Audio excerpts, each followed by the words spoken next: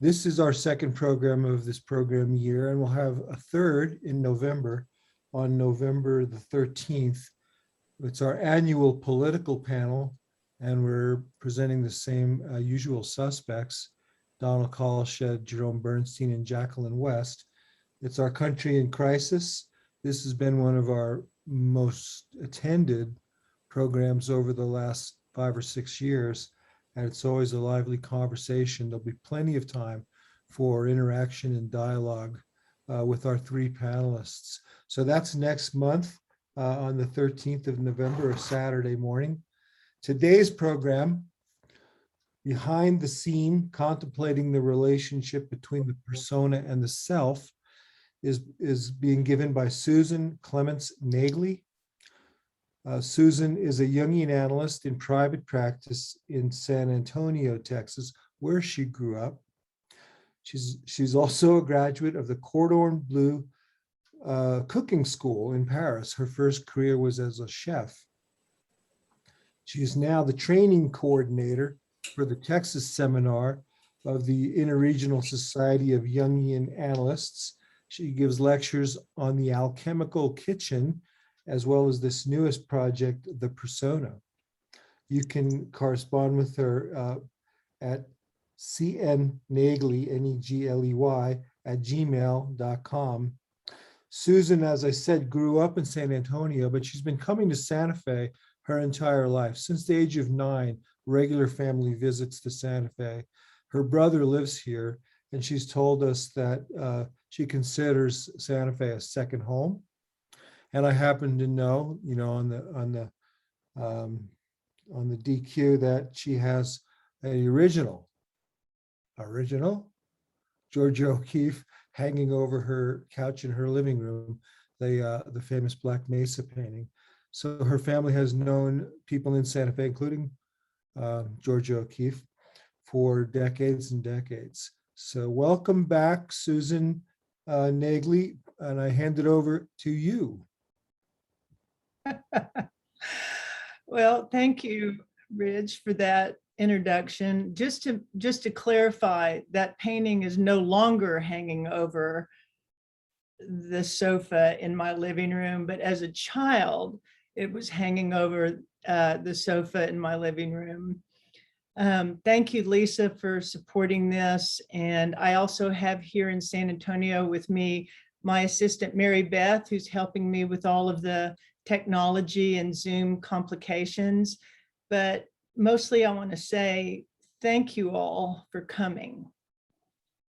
I know everyone is pretty zoomed out, and my goal, even though we have 3 hours of looking at a computer screen and looking at hopefully a lot of very interesting images today, images that you'll find I think quite compelling, and hopefully looking at images will be an opportunity for us to kind of get out of our head and move a little bit deeper into our body for this time that we have together to stay connected to our feelings.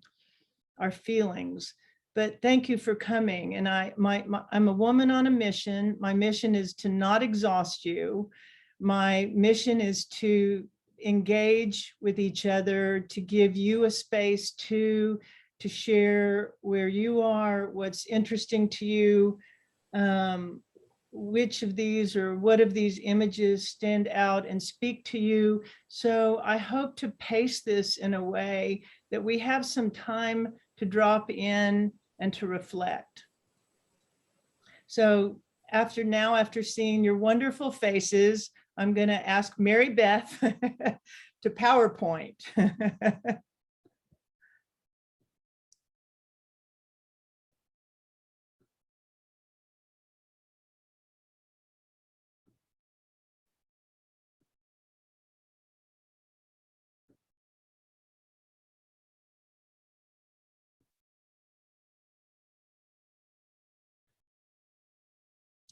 Lisa, can you see what we're intended to see here, which is the first slide with persona? Yes, I see the first slide and can hear you well. Thank you. Okay, wonderful. So, I want to share three sort of main ideas initially that we can hold throughout this time together. Three sort of main ideas around Jung's theory of the persona that kind of stand out to me. And it's meant to really, at the get-go, sort of loosen up our concept of the persona and sort of some of the negative connotations we have around persona, which is that it's a false self. So first and foremost, the formation of the persona is a deeply creative process. The formation of the persona is a deeply creative process. Second of all, the persona is not a thing. It's not a mask. It's not one identity that has a true or authentic nature and then, or a false nature. That the persona is an energy. Jung refers to it as a functional complex, but I think to think of it as an energy will also kind of begin to help us experience the dynamic nature of the persona. Lastly, or thirdly, we are not just oneself. We all know that. We are made up of a lot of what Jung called subpersonalities. And we all have a sense of that. But if we can give ourselves permission to be this complicated and multifaceted self, we can begin to understand that we are making choices all the time about which self we want to be present at any given moment, in any given situation, with any given person. And that's an important and creative process. So the key here is that we make these decisions consciously, and that remembering that we are dynamic beings. Lisa, are we okay? Can you see number 2? Yes, looks good. Just checking in. Okay. So this is an image of my my analyst Diane Kordick, who died a couple of years ago. I'm showing you this image because a dream that I had about this presentation told me to dedicate this talk to Diane. So I'm actually going to begin with a dream. I'm going to share a number of dreams that I had during the course of this research that were very directive in how actually to present this material to you. So I'm going to begin with a dream that I had while working on this talk. And in this dream, I'm explaining to Diane the origins of this presentation. So I'm telling her in the dream that 20 years ago, I asked my artist boyfriend at that time if he would do some illustrations of the ideas that I was learning about in my training program, my Jungian training program.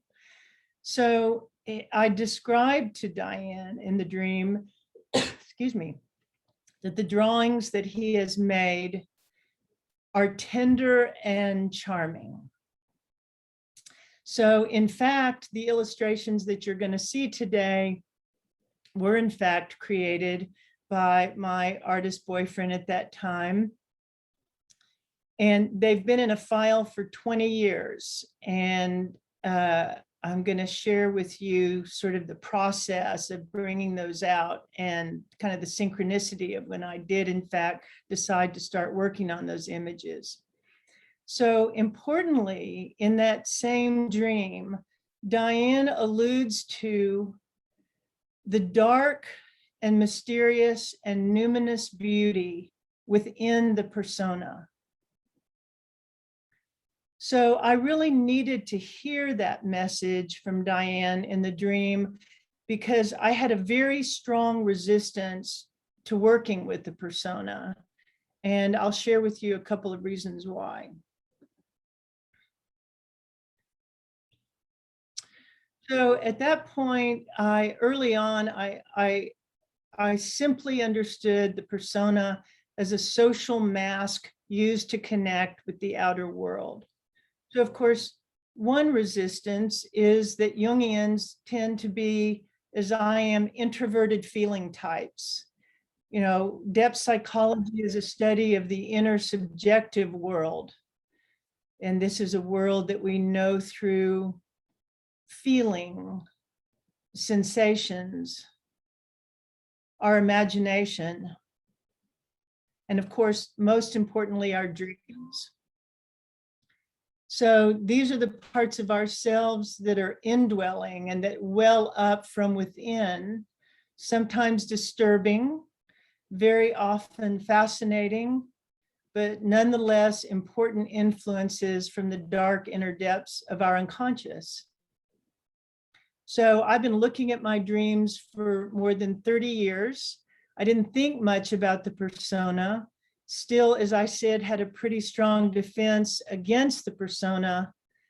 I could sense the dark and mysterious and numinous beauty within the psyche, but I really didn't see how that was connected to the persona.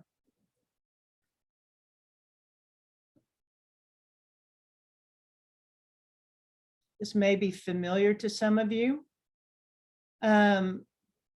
The second thing about this work, despite a defense and the resistance, nonetheless, I was drawn to it. And I think that we are drawn to what is unresolved in ourselves. So another reason for my resistance to working with the persona was that it conjured up memories from my childhood. Statements like, go clean up your face. That's not a pretty face. Let's put a smile on that face. Now I can feel the emotion well up in me just hearing those statements. So these messages from my childhood and for any of us can drive a child into a pretty deep introversion and distrust of the world. So, you know, this was a world that if you weren't Donna Reed and this wasn't how your family looked and operated, then actually there was something wrong with you. So I was considered a dark, sour, negative child, which wasn't how I experienced myself. So I do remember I had a memory come up, which was being 5 years old, standing out under a tree in front of the apartment complex that I lived in with my mother and my young brother, thinking, okay, 5 more years and I can get out of here, which actually would have made me 10.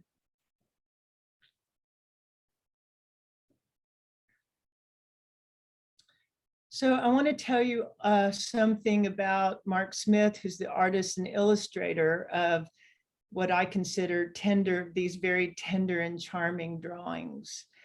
And I want to give you a little space just to look and reflect on these images. And maybe at the end of the day, you'll be able to share with me which of these images, you know, really have stood out and spoken to you, maybe in any particular way to your life. Mark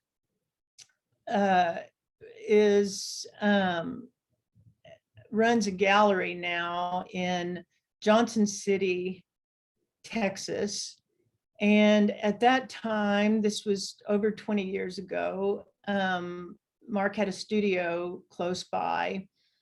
And when I asked him to make these drawings, he was very, very activated, very interested in doing it. He did them very quickly and brought them to me. And I was really just so charmed and so blown away by the poignancy of the way he was able to capture the different ideas that I had just presented to him and shared with him for the first time. I mean, he's not a psychologist, he's not a Jungian, but he was really able, I think, to capture the feeling of these different notions of the persona. So they also, I think another reason for this being such a compelling project for him is his own unresolved persona issues. He'd been raised in a small town in northern Texas, a very, very conservative, very fundamentalist Christian family. And, you know, my experience of Mark all those years ago was that he left home, but he still wore the mask of his upbringing.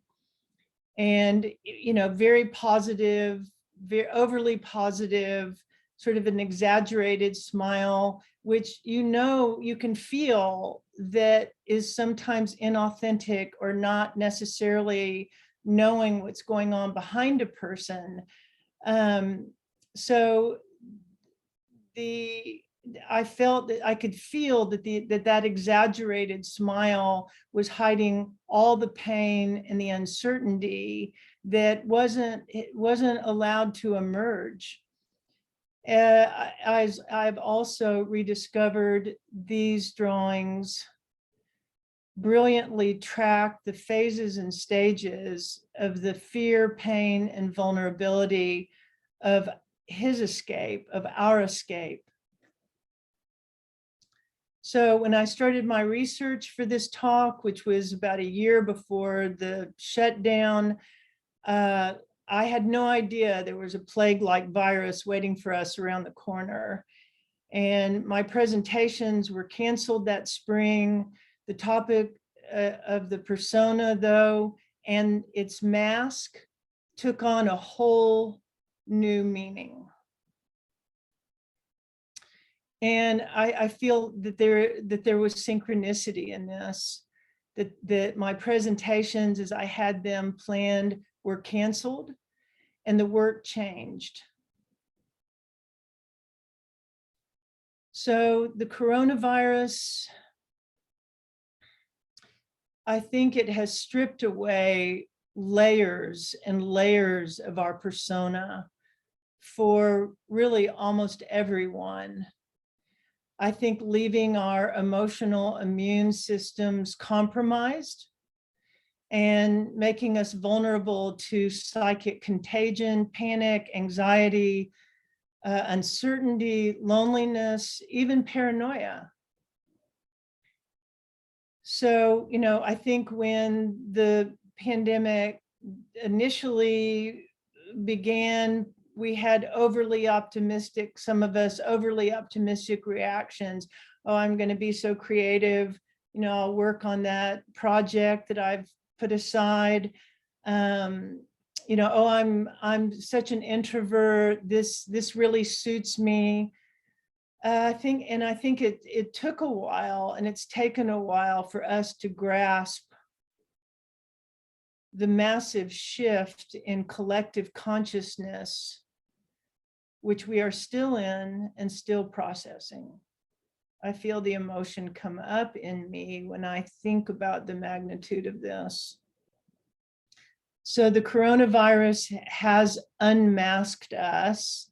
And actually, I thought about changing the title from the talk, original talk, A Contemplation Between the Persona and the Self, to a new title, Hiding Our Faces and Showing Our Asses.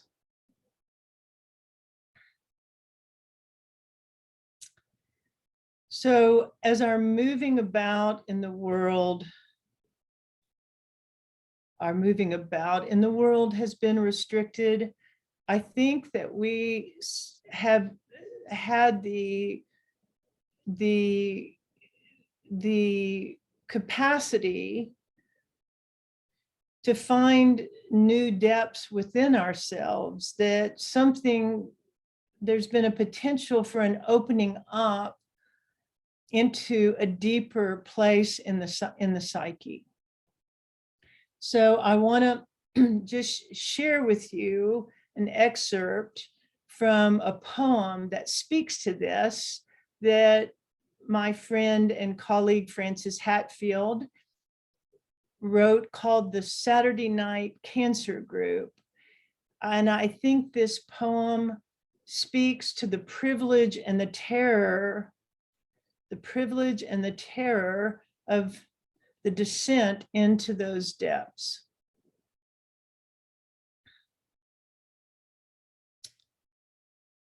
One by one, and each alone, will sink down like Inanna through the 7 gates of hell, lose the strapless dress, mascara and pearls at the first gate, then the hair, along with all the rules and props, friendly fiction, and of course the dignities. And so on down to the final ghastly gate where all joy departs, and the syllables of her lovely name dissolve like sugar. Naked and alone, she will look the terrible hag straight in the eye and call her sister.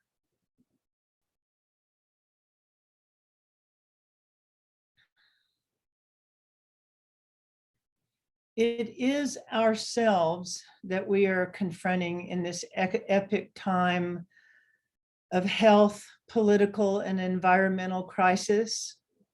Like Inanna, we are confronting our inflations, our histories, our trauma, our regrets, maybe even our unrequited loves. This poem speaks to me as a companion into my own descent into the archetypal core. This archetypal core gives the persona its powerful religious dimension. Mythic times requires a mythic solution.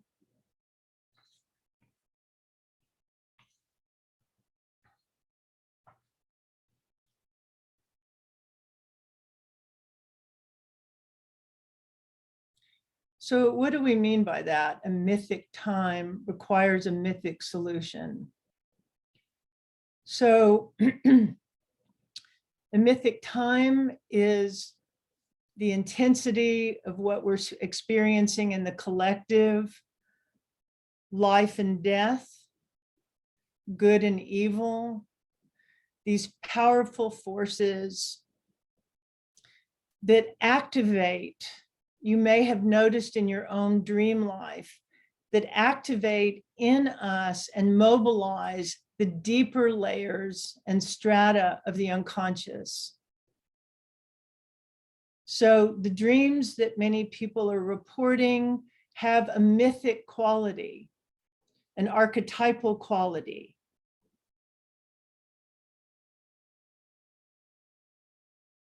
So another dream that I had about this talk, and in this one, I'm giving this lecture while sitting in my car, which is a little bit how I feel when I'm presenting on Zoom. And so in the dream, I get out of my car, I go up to the lectern and I ask you this question. Since the beginning of the pandemic, where in your lives have you been heroic? Where have you been living the heroic myth during the pandemic? Now, I would like to pause now and ask you this question because the dream told me to, and maybe to listen to a few of you tell some of your story about the heroic myth for you during this last almost 2 years.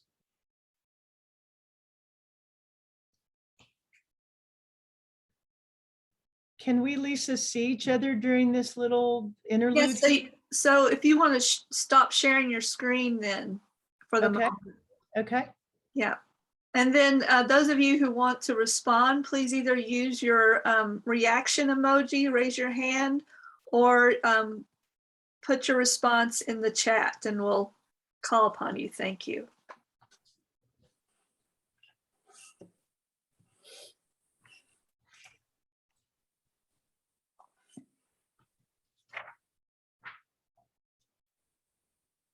Do I do it or did she do it? Yeah, you're okay. So we've got Marjorie. Marjorie, go ahead and unmute if you want to respond.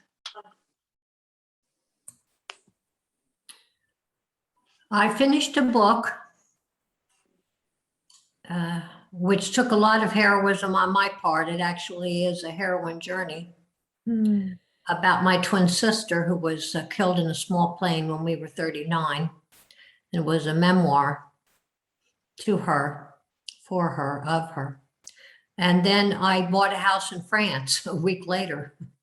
So I'm in France right now, living in my new house in the Ode. So go figure. That's all. Thank you. Thank you. Looks like Sylvia's got her hand up. Do you want to unmute and ask a question, Sylvia? Yes, I shall. So I'm assuming I understand the question, but here goes. Where have you been heroic? I initiated a Black Lives Matter in Cortez, Colorado. I was very angry. Of course, I was grieving. So, like in Navajo, we say there's usually a nudge. Actually, we call it that little wind, our breath that whispers in our ears. We can miss it. I come to learn to pay attention to that. So I did that. And we were joined by initial gathering of 70 participants, babies, children, women, youth. And it continued, the march on Main Street continued for a year, weekly on Saturday. After a couple of months, we were confronted by angry, threatening protests, roaring down the street. We weren't deterred. We continued. We did not give speeches. We just stood with our signs for justice, equality, peace. I was very surprised, well, pleasantly surprised. We were intending to do it just for a couple of months, at which time the youth took over. And of course, they do their own thing. And they continued, and I joined them when I could, with just being silent.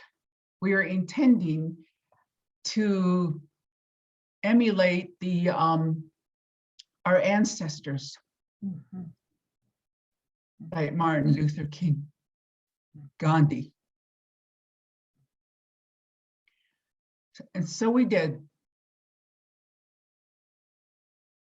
And our youth have begun to make changes in the city council, with the police department, and of course themselves, because Cortez is primarily a population of Caucasians. But you know, our youth are different than us. So they were the one that carried the banner and educated themselves on white privilege. So I'm saying this just because, you know, out of that little whisper, to my surprise, Mhm. what resulted was really a change. So I'm just sharing this for whatever it's worth. Yeah, thank you. Mhm. Sylvia, thank you for invoking the ancestors. Thank you for invoking the ancestors, and thank you for that image of the little whisper. And yes, you did get the question just right. Thank you so much. So, you know, my hope is at the end of our day today, during our discussion period, that if there's anyone else who would like to share a response to this question, please don't forget. So Lisa, you want to direct me on going back to the, So just share screen again. okay.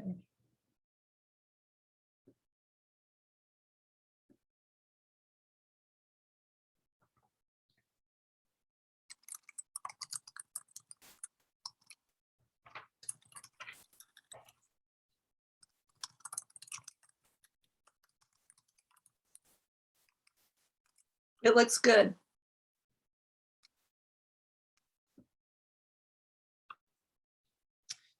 So I'm going to show you all a short video now of Jung in his own words being interviewed by the BBC, and let just for a moment hear him define his theory of the persona, but in his own words.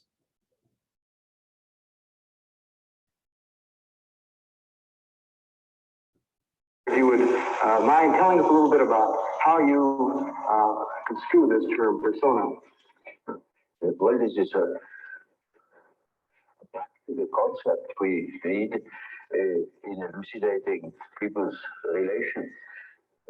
I noticed with my patients, particularly with people that are in public life, that they have a certain way of presenting themselves. For instance, take the doctor. He has a certain way, for instance, he has good bedside manners, and he behaves as one expects a doctor behaves. He may even identify himself with it and believe that he is what he appears to be. Yeah. He must appear in a certain form, unless people don't believe that he's a doctor. And so when he's a professor, he's also supposed to behave in a certain way so that it is plausible that he is a professor, you know. So the persona is partially the result of the demands society has.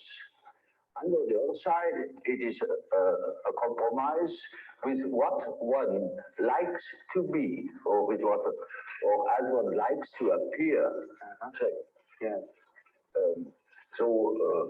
Take, for instance, he also has his particular manner, and as corresponding to the general expectation, and he behaves also in another way, combined with his persona that is forced upon him by society in such a way that also his fiction of himself, his idea about himself, is more or less portrayed or represented. So the persona is a certain complicated system of behavior, which is partially dictated by society and partially dictated by the expectations of the wishes one nurses oneself. Yes. Now, this is not the real personality, in spite of the fact that people will assure you that that is all quite real and quite honest. Yet it is not. Yes. Now, such a performance of, say, the performance of the persona is quite all right, as long as you know that you are not identical with the way in which you appear. Yeah. But if you are unconscious of this fact, then you get into sometimes very disagreeable conflicts. Namely, people will can't help noticing that at home, for instance, you are quite different from what you appear to be in public. Yeah. And people who don't know it stumble over it in the end. They deny that they are like that, but they are like that. They are it. And then you don't know, now, which is the real man? Yes. Yes. Is he the man as he is at home or in intimate relations? Or is he the man that appears in public? It is a question of Jekyll and Hyde. Yes. Often.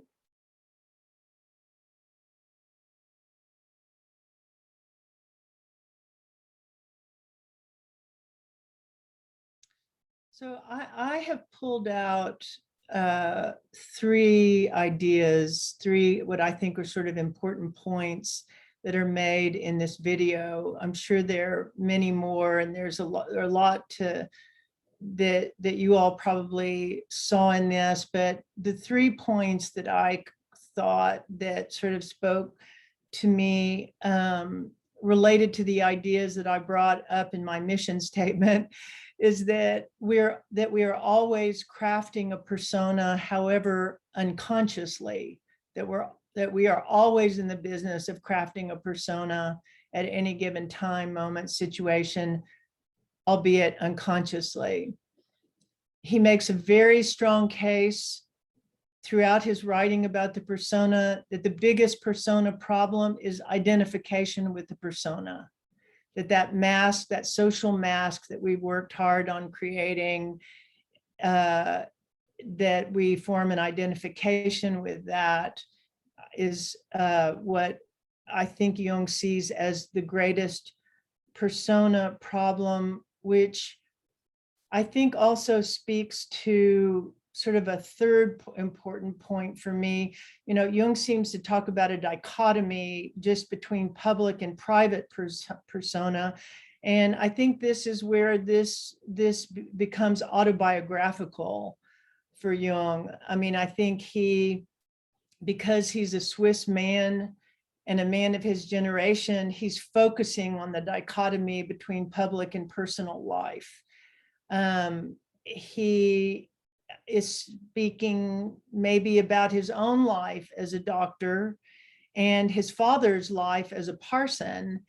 And apparently Jung was very aware, acutely aware of the pain that his father was in, wearing the heavy mask of the preacher and the huge weight of the projections from his parishioners, while in fact hiding his doubt about God. So early in his career, Jung had, as you know, cultivated a very successful life as a doctor, married into a very wealthy Swiss aristocratic family, became Freud's heir apparent. And then in 1913, when he could not accept complete allegiance to Freud's theories, he sacrificed much of what he had thus far worked for. At that point, many of you know the story, he plunged into the depths of his own psyche. And at 38 years old, he gave up this carefully crafted persona to follow what he came to call his anima, or soul guide, into the unconscious for a great and profound confrontation. So we can read about this journey in the recently published Black books, but also in Jung's Red Book.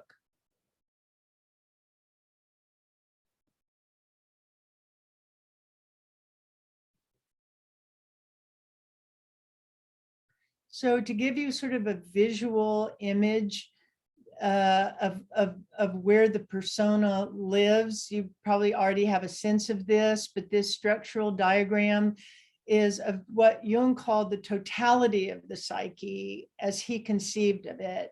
So it includes consciousness, you see consciousness, and the unconscious, at the center of which is the self with the capital S, our central operating system, the creative, generating, organizing aspect of the totality of who we are.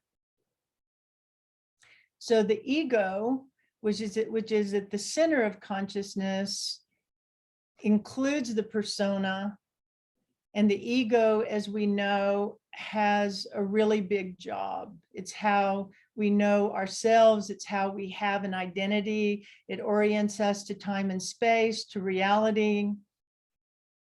And for a while thinks it's the center of the personality. So just below the threshold of consciousness, we have our personal unconscious, our personal unconscious, which Jung called the shadow. And these are the attributes that the ego has rejected or disowned. I think of it as the not I. So if the ego is the I, then the shadow is the not I. And of course, we unfortunately, or fortunately sometimes, see the shadow most readily in our projections onto other people, cultures, and countries. Sometimes this is a positive projection, but sometimes it's responsible for incredible harm and destruction. So the shadow is not just a repository for our disowned selves, but also parts of ourselves that we've neglected. Sometimes parts of ourselves that can be powerfully life-giving. Deeper in the unconscious, we encounter the inner figures that Jung designated anima and animus. So a woman's inner dimension, inner masculine dimension, the animus, and a man's feminine dimension, understood as the anima. These inner figures appear to us in our dreams. We can watch them grow and change and develop over time, and are in fact our soul guides to the self. So Jung's theory of individuation describes a process by which the self is experienced as the actual center of the personality. Individuation has as its goal the development of the individual from the collective, and sometimes even departure from collective social norms. So I have to share with you a dream that I had the other night that I think that was in response to how structural this is. It looks like, well, this is here and this is here and this is there. And so in this dream, I'm now looking at, I'm giving my talk to you, and the image on the screen is a target. So in the middle of the target is a bullseye, and the different circles around the bullseye are brightly colored. They bring in color, which speaks to energy. And each one of the circles around the bullseye is some aspect of the personality, the ego, the persona, the shadow, the animus, the anima. But they're all, the circles are moving, and sometimes they're moving in one direction, sometimes in opposing direction to each other. And at the very center is the bullseye. And I felt like this dream really was a better way of experiencing the dynamic energy of the psyche. So I also have to share with you, to be true to the dream, that in the dream, I moved from the target image back to the lectern, and I say, as if I'm telling you a secret, that it's through the animus and the anima, that we find our way to God.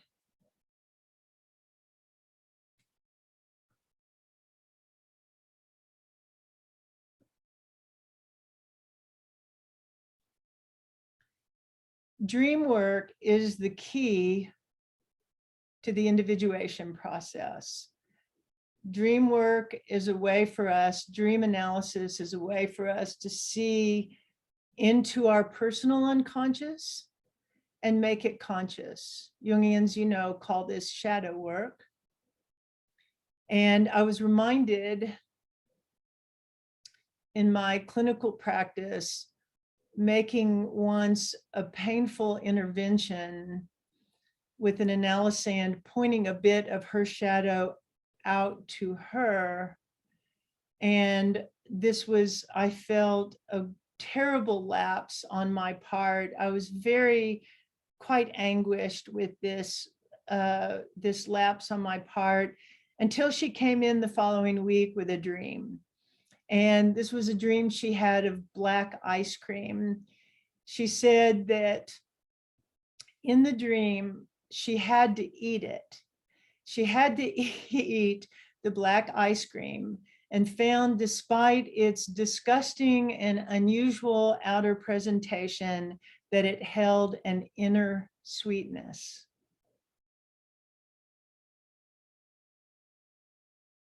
So as uncomfortable as it is, the dark side of the personality, it must be incorporated into our conscious lives so that we can become whole, which is the real meaning of the notion of wholeness. Awareness of our humanity through recognition of the shadow leads us to humility and self-acceptance, and also a compassionate attitude towards others. Through analysis of the persona, the shadow can be raised to consciousness and integrated into the personality. I would say that the importance of this work can't be overstated. My very first analysis with an analyst in San Antonio, a man named Harry Wilmer, who did a lot of very important work with Vietnam vets that could really, I think, be revivified right now with our returning vets.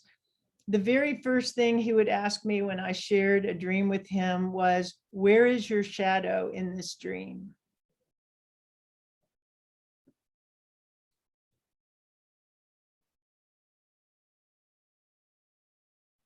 So a reminder that we also project positive contents. For a shadow came to me, the most silent, the lightest of all things once came to me, the most silent, the lightest of all things came to me, the beauty of the true human came to me as a shadow. Reminds me of the little whisper.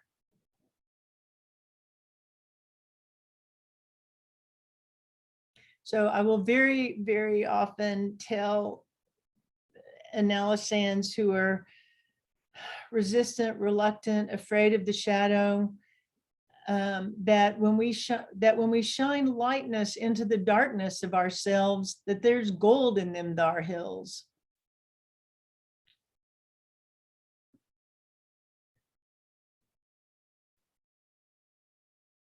So in this drawing of Mark's, we see that the mask serves as a bridge to the outer world, and the anima and the animus bridges us to the inner world. So as I was just saying, he found that every man has a feminine subpersonality, and conversely, every woman has a masculine subpersonality, and the anima and the animus are made up of all of the archetypes. And that Jung came to believe that it was his anima that led him deep, deep, deep into his unconscious. So this is from the 2 essays on analytical psychology, which if you're interested in a reference is a good place to go to Jung's, some of Jung's important writings about the persona that's in volume, the 2 essays on analytical psychology. So Jung describes the unconscious as never quiet, ceaselessly engaged in grouping and regrouping its contents.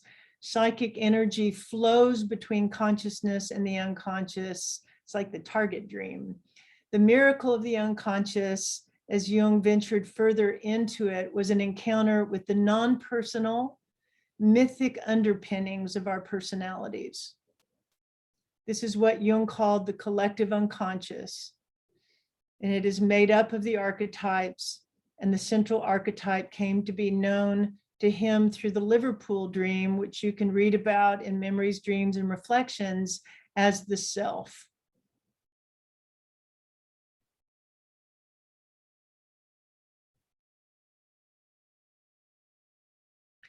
So, you know, as I was working on this project, there was still always this nagging question. So, you know, if what we encounter in the unconscious is universal, where is our individuality? Is there an essence? Is there a true self? And the next image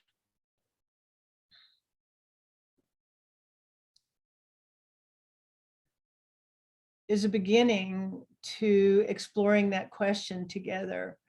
By your very birth, within your DNA and in the archetypes of the collective unconscious, all of human history is all of human history and all of the potential within our species. So where is our uniqueness in this? Do we have an essence? Cahill Gibran describes our creation as, I'm quoting him, an unrepeatable miracle of atoms that have never before constellated and will never again constellate in that exact way. We are born, end of quote there, and that we are born pure potential, to which Marion Woodman adds, soul making, I'm quoting, soul making is allowing the eternal essence to enter and experience the outer world through all the orifices of the body, so that the soul grows during its time on earth. It grows like an embryo. Soul making is constantly confronting the paradox that an eternal being is dwelling in a temporal body. That's why it suffers and learns by heart.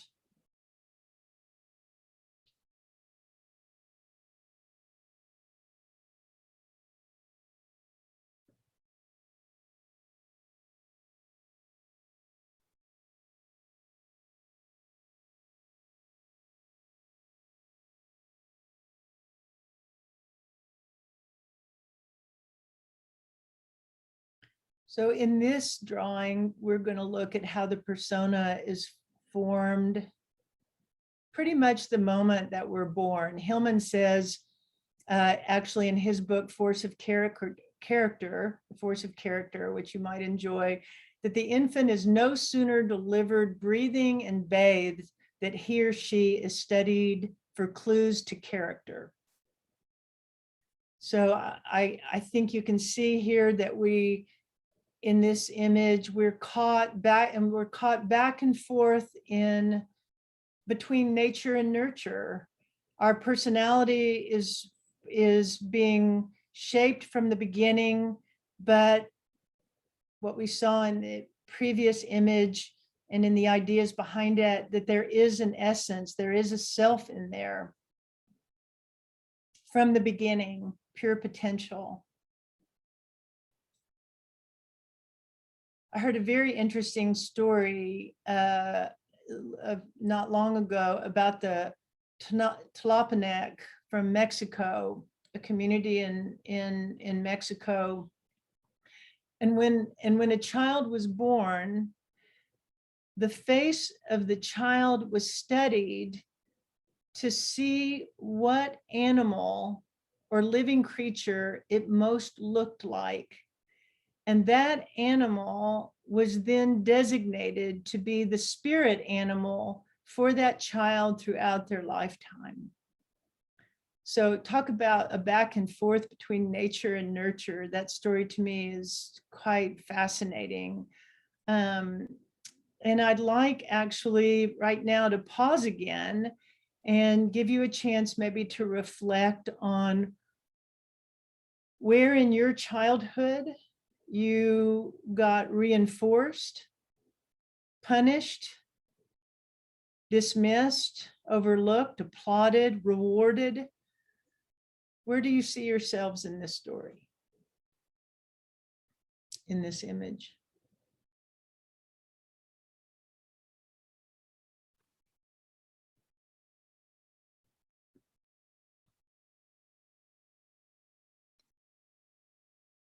Hi, Susan. Would you like for people to take a break and then return and bring that response? Let's ask the people. They say yes. The people say yes. We would like to take a break. Yeah? Okay. So you want to take like a 5-minute break and then we'll come back and get responses? That be long enough? Okay, great. That's a All right. yes. All Okay. right. Thanks.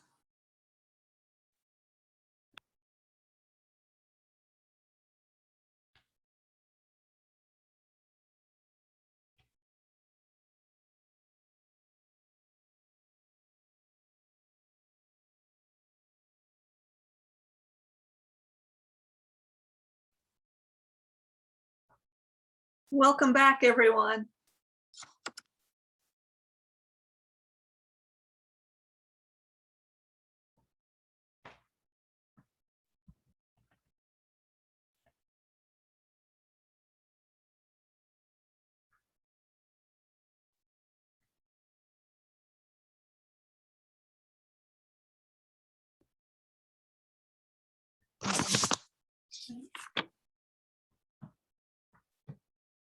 Oh, wait, I made a mistake. I don't want to be sharing.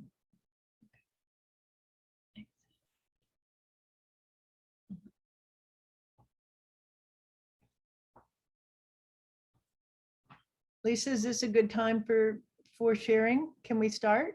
Yeah, you might want to repeat your question. And then again, if anyone wants to respond, you can use the emoji to raise your hand or type in a response or a question in the chat. Great, thank you for that help, Lisa. So, was there a memory from your childhood? What got reinforced, punished, dismissed or ignored, applauded, rewarded? Any images or memories from childhood come up? Any associations?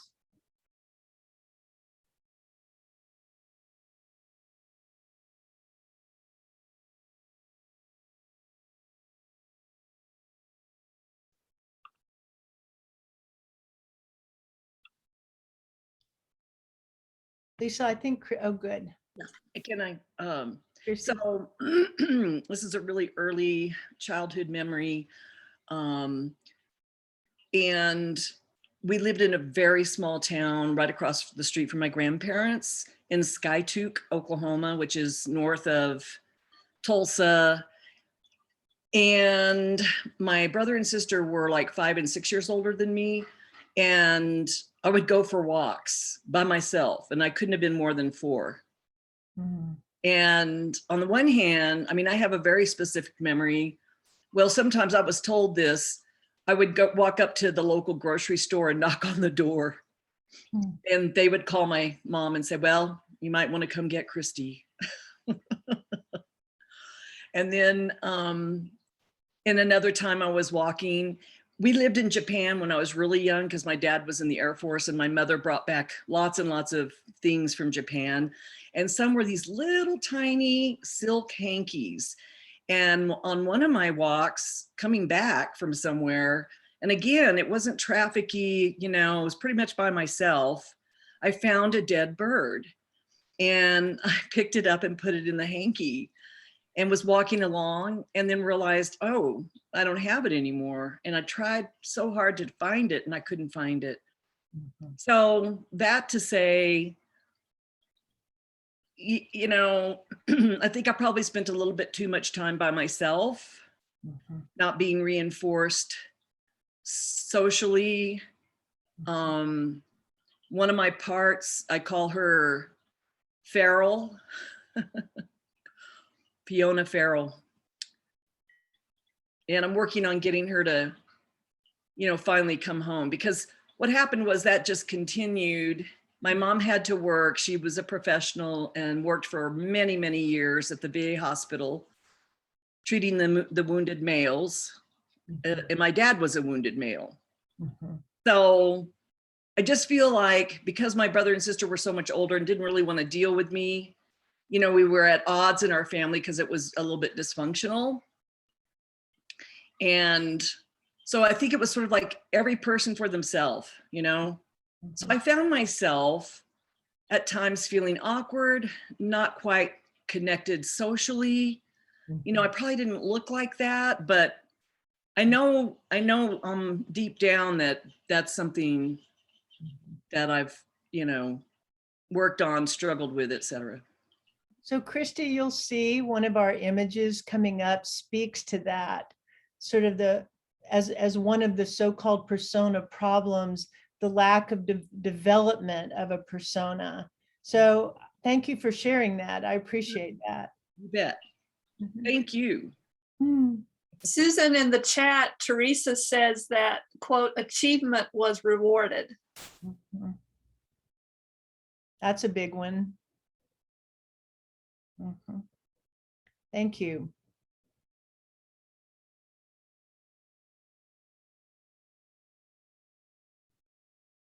I remember being rewarded, or it was reported to me that I was rewarded with food.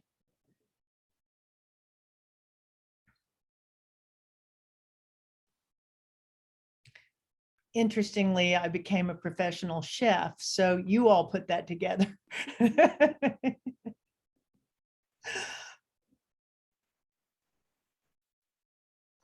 I remember charm being rewarded and kind of authentic feeling, not so much. If it was, you know, something you really didn't like and said so, it was sort of keep that damped down. But if you could show up with politeness and charm, that seemed to go over big. So that reinforced a big part of, you know, that charming personality that, you know, sometimes I've come to question and dread. Sketch. When I became a young adult, I'm now an old adult, but when I became a young adult, people used to tell me, boy, do you eat fast? And I didn't really think anything of it. I wasn't offended. I knew I ate fast. But my analyst was John Talley, rest his soul. And I came to understand that there was so much tension at the dinner table between my mother and my father that the thing that I did was eat as fast as I could, ask to be excused, and get the heck away from that tension. And I can now enjoy my food. Yeah.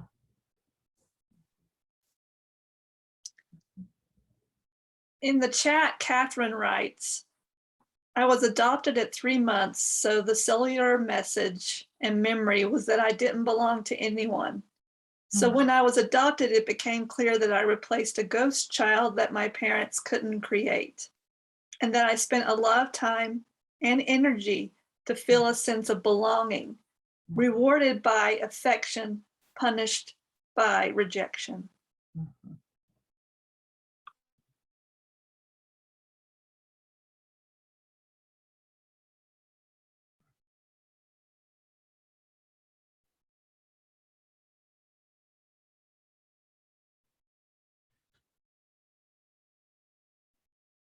these early stories of our lives are so powerful. Thank you so much for sharing this intimacy.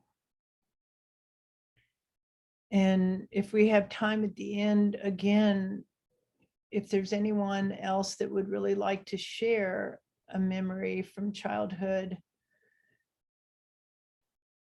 let's take the time to do that. Thank you for sharing.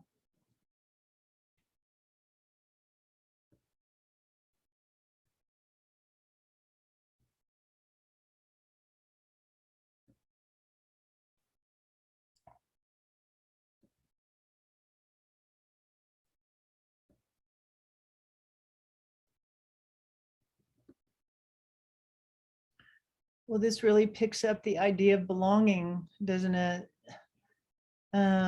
The need to belong, which is instinctual and critical. Gosh, this is really, thank you so much for sharing your story, Catherine.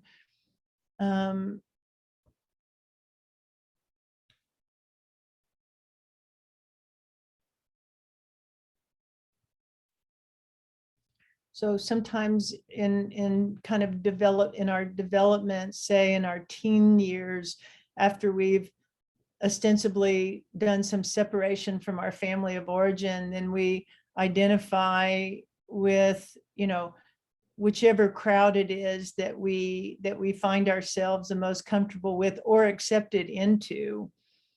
I love this image because it reminds me of my high school yearbook from 1969, 1970, where we all thought we were so unique and so individual and so rebellious, and we all actually looked the same. So Jung quoted, under no circumstances can, quote from Jung, under no circumstances can individuation be the sole aim of psychological education. Before it can be undertaken as a goal, that is the individuation process, adaptation to the necessary minimum of collective norms must be attained. Necessary minimum, I'm saying that to you all, is a big statement these days. I think what young people really suffer under right now is the burden of choice.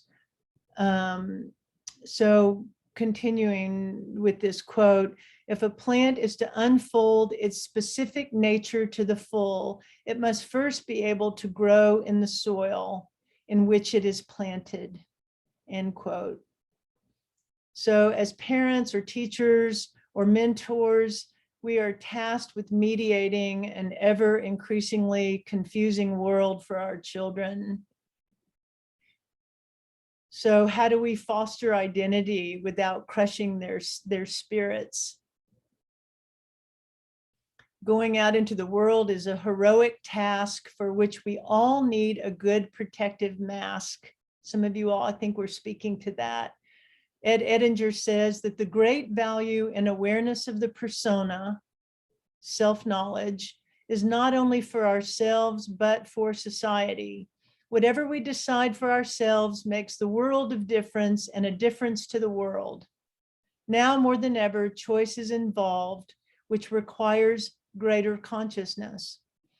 We have placed a higher value on authenticity and being real than ever before. This is where I like to quote the beloved uncle in Spider-Man, with great power comes great responsibility.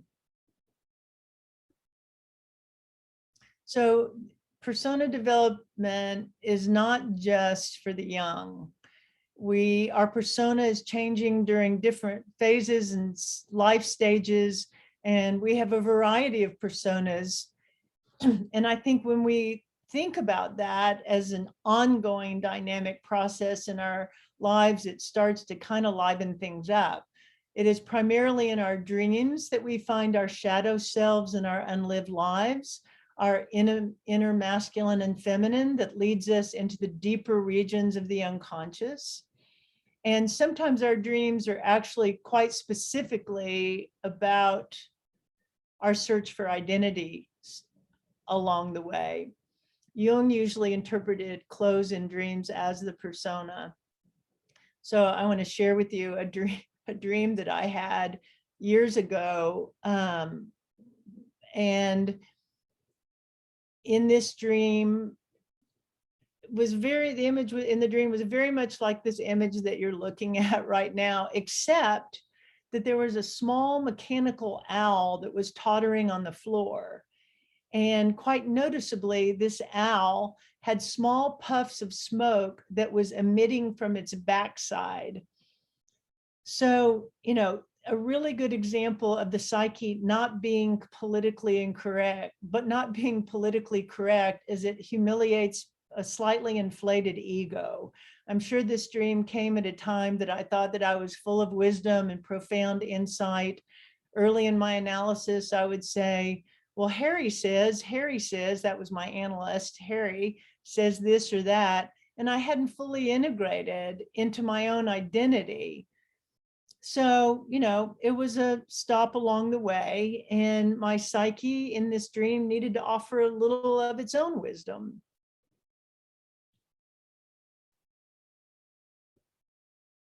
So this is another example of a common persona dream. Some might pass it off just as an anxiety dream where the dreamer's fear of being exposed as inadequate or unprepared is compensated for with this finger pointing upward, emphasizing penetrating insights. So now, in my hopes not to confuse you, I'm going to tell you about, this is like the movie Matrix. I'm going to tell you about a dream inside a dream. So when I was meditating on this image, I had a dream. I had this following dream, the following dream. So my back had given out in outer life. My back had given out a little bit, which sometimes it does during times of stress. So in the dream, I'm driving in a car and the passenger is a man that I don't know. But I am aware that I feel very comfortable with him and feel that he is my ally.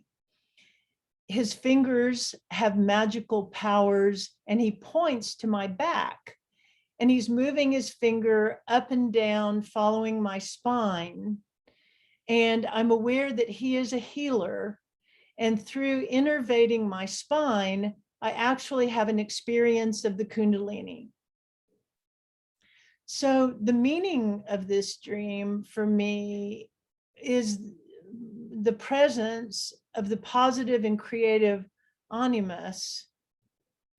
And the dream led me in doing this presentation into a deeper relationship to myself. So this wasn't just intellectual and theory.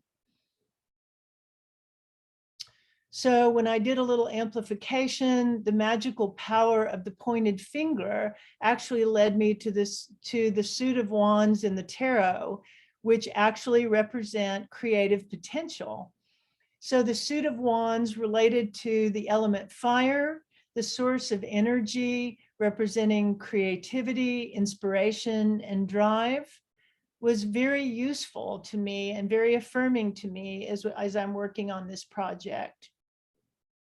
So then when I go back and we look at this image, which is such a, I think, opportunity to think about projection. So when we first saw the image, we might have seen it in that more usual way, but maybe after hearing about the dream within the dream, we see it a little bit differently. I know I did.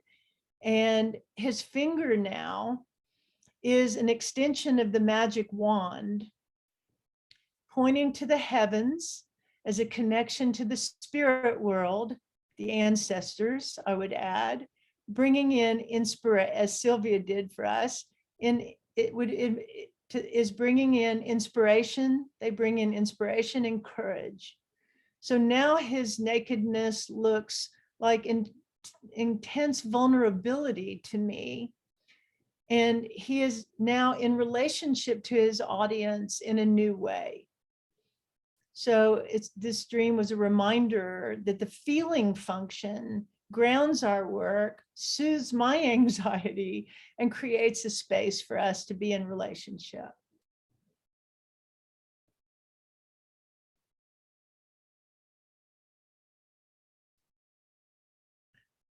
Notice the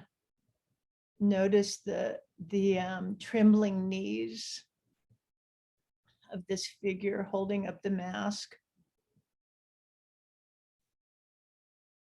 I consider this image, the mask as protection, but also projecting an image. I'll tell you why, because when I was reflecting on this illustration, our veterans and soldiers is the first thing that came to my mind.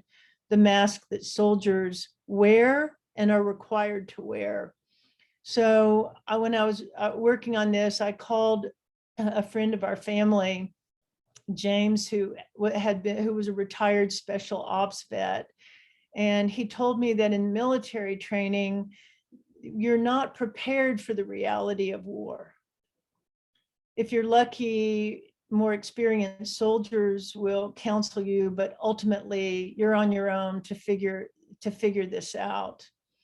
So he said, somewhere the mask of machismo, and create and project a persona of brashness or kind of hyper masculinity to actually, mask their true feelings, which very often they shut off and have to shut off. So the bravado is, I am young, I can do anything. And a young soldier, he said, may feel invincible until the realities of witness and their experiences in war become, as Jung says, the rock upon which the ego shatters.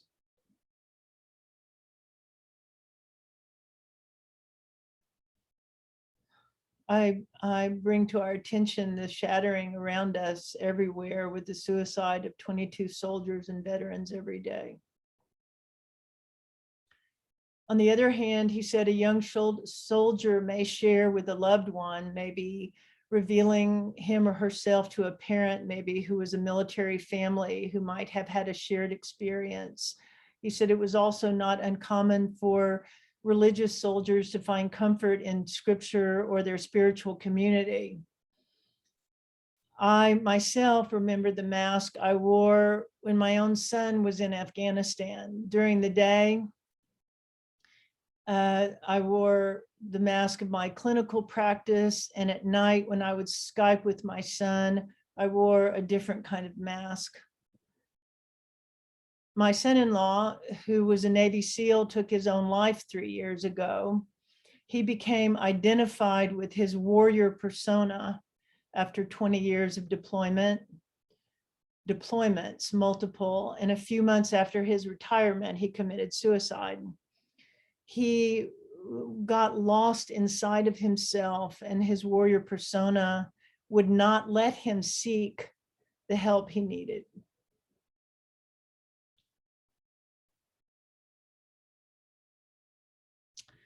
So in a scene from the TV series Homeland, there was a scene where the main character is asked by another soldier, "Are you afraid?"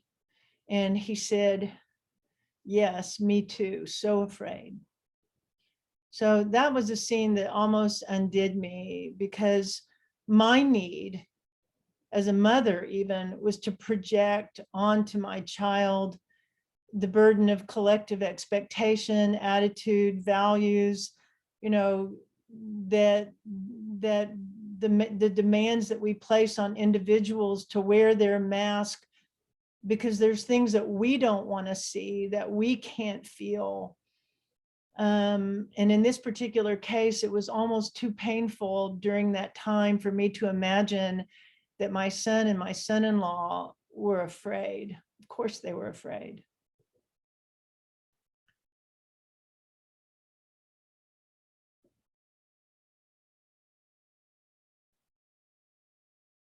This particular illustration, I've given the title No One at Home. It's another example of the persona problem.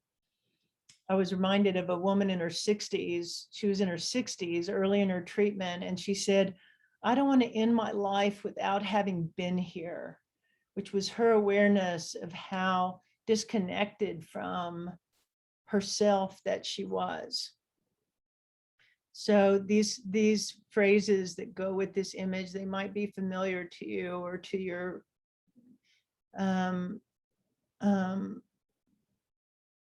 to others that you are in relationship with.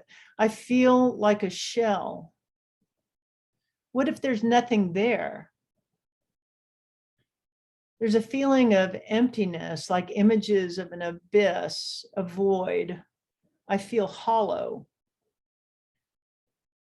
Sometimes a person, when they're frozen in a trauma complex, shuts down and checks out.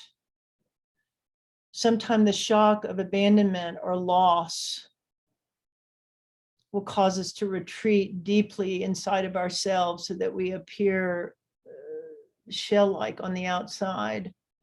Sometimes it's a need to hide for emotional or physical safety, and sometimes a lack of development.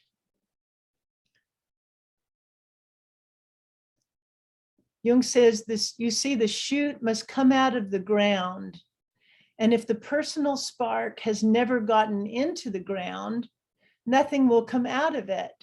No creative core will be there because you're still staying in the infinity that was before.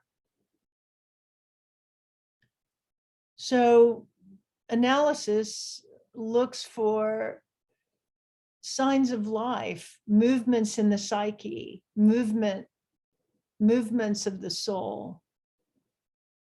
Not just for the analyst, but we can look for that kindly in each other.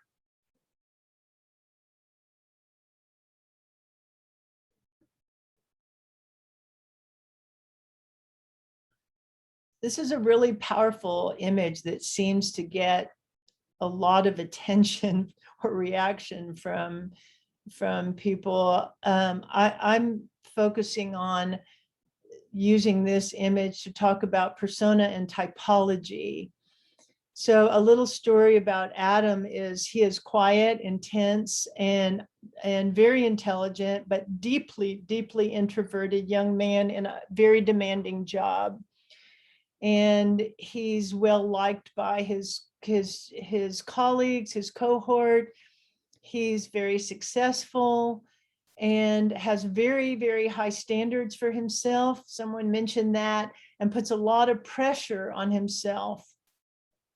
His job requires a lot of extroversion in meetings, managing, team building, etc. And ordinarily at home with his partner is very loving and very respectful.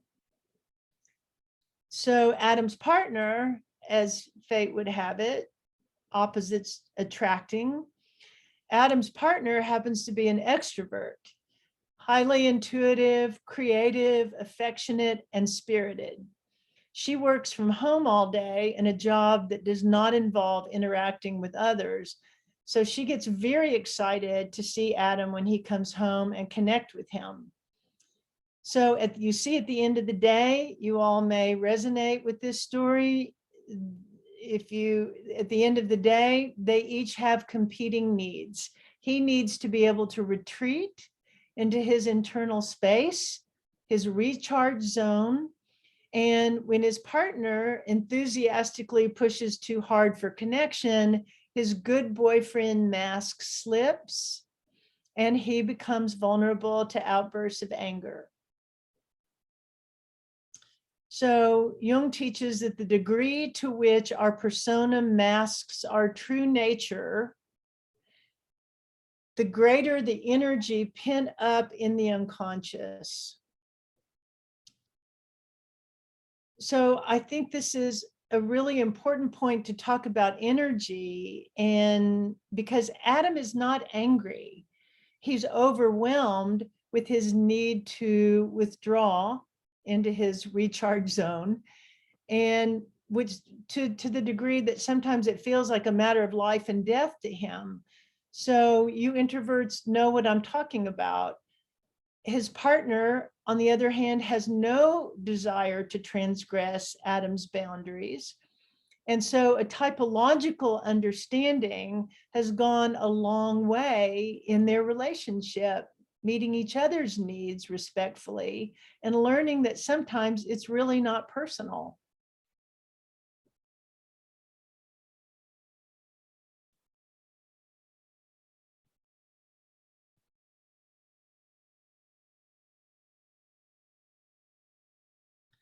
So this is a story about Dana the pleaser.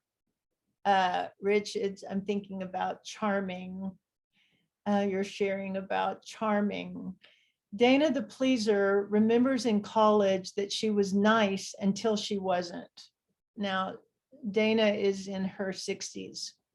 Her pleaser persona came from a strong need for acceptance and a fear of conflict.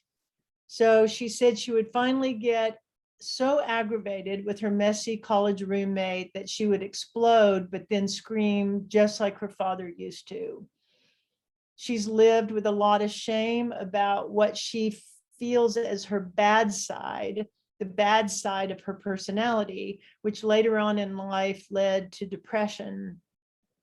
So analysis introduced Dana to Jung's concept of the shadow side, and that the depression that can occur when we repress such a powerful part of the personality that wants a seat at the table. So letting go of her persona was really frightening, but ultimately embracing her shadow side by her account was really liberating. She discovered within the shadow what Jungians refer to as the dark feminine.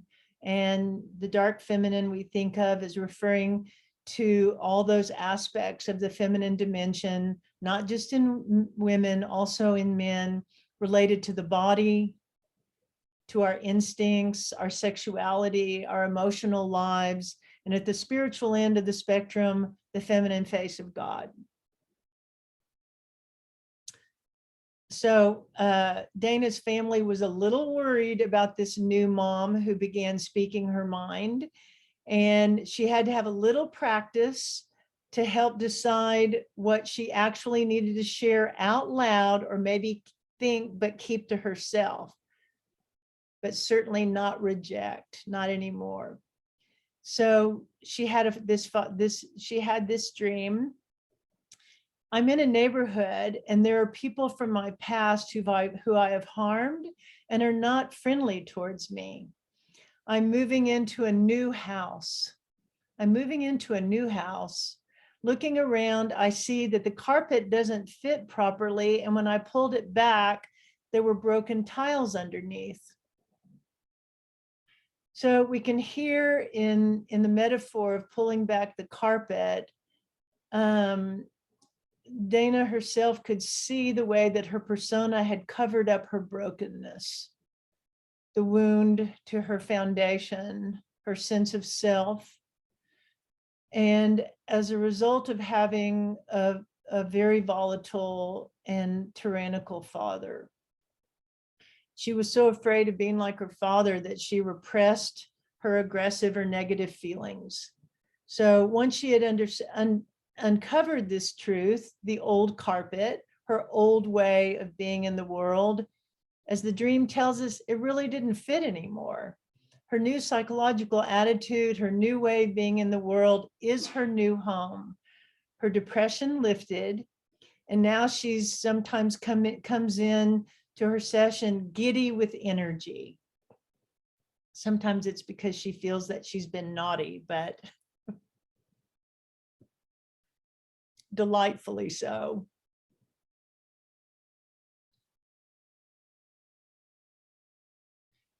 This illustration, this drawing illustrates another very important aspect to Jung's theory, the regressive restoration of the persona.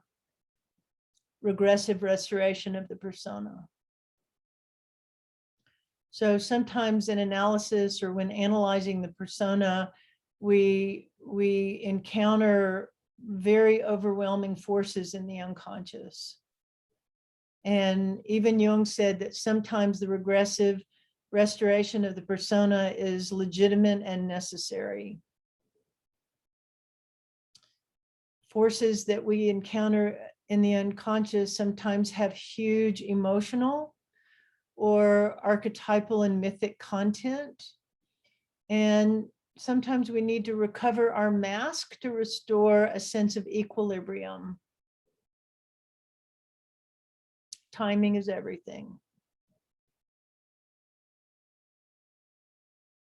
A slightly different story was Brian, who was born heir apparent to his father's very successful company. And even into his 30s, he and his wife would gather with his family of origin for what they called Fun Day Sunday.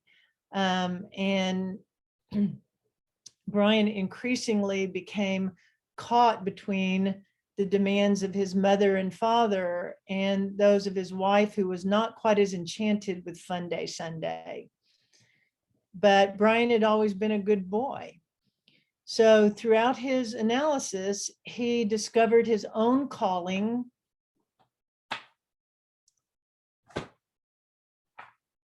The little whisper, and decided that the family business was not for him. So the consequences to him were great, not the least of which was a temporary estrangement from his family.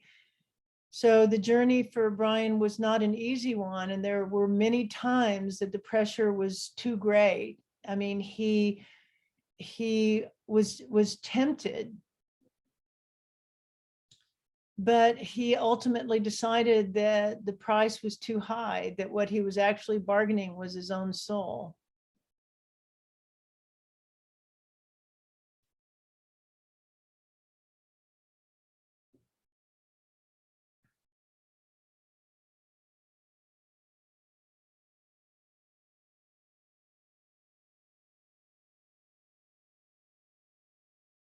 I like how many of these drawings sort of speak for themselves. So thinking of mirrors and projections, relationships, of course, are, and mostly in our intimate relationships. I call this particular image the monster ball. So marriage or any partnerships, relationships have a holy matrimony and an unholy matrimony.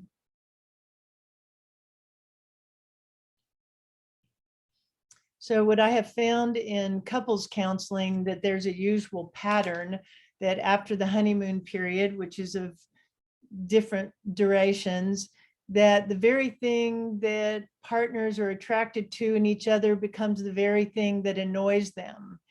And we've, been involved in a state of they've been involved in a state of mutual projection that can begin very positively, but because so much of new relationship is projection, the switch can flip. So then we began to use the other person when we're younger in new relationships to work out our personal problems that very often take us all the way back to childhood. Now, we know that it's not just young relationships that sometimes can trigger childhood.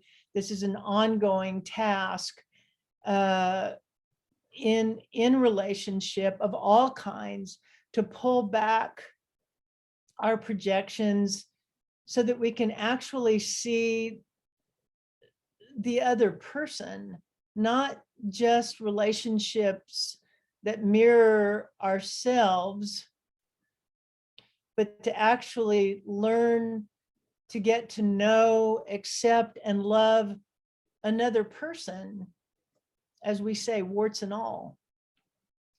Marion Woodman said about her husband, finally, in the end, loving my husband standing naked and knobby-kneed.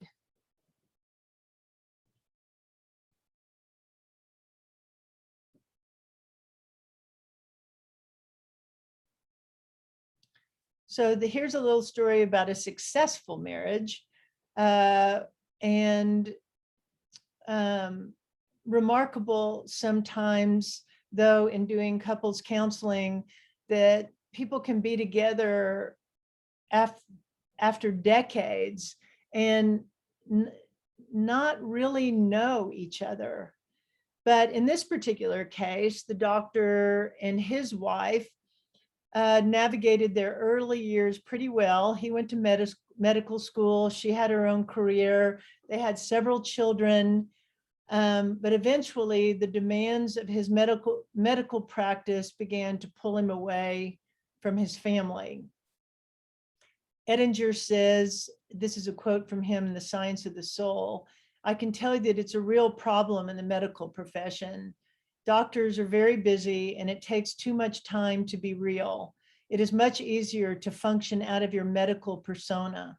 The great advantage of it, though temporary, is that it doesn't take you any effort. You don't have to respond out of the deeper human realities." So this is not only a trap that physicians find themselves in when we say, you know, physicians don't have bedside manner, but we know every calling or profession has its own characteristic persona, the behavior that can be forced on them by the world to behave in a certain way. And it sets up a kind of double bind. In my family, I know that I haven't left my mask at the door. This is, of course, when I still had my children at home, when my children would say, "Stop analyzing me, Mom." So, you know, we can feel when someone isn't present to us because they either are identified with the persona or they forgot to leave it at the door. You know, they forgot they were wearing one.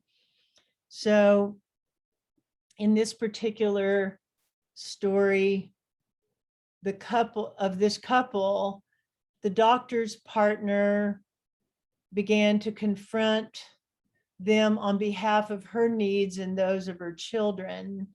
So they agreed that they would have family barbecues, Sunday barbecues, and the doc would apply his surgical precision in grilling steaks, and that they would meet and have a communion together once a week, which was a wonderful solution to the management of this dilemma in this family.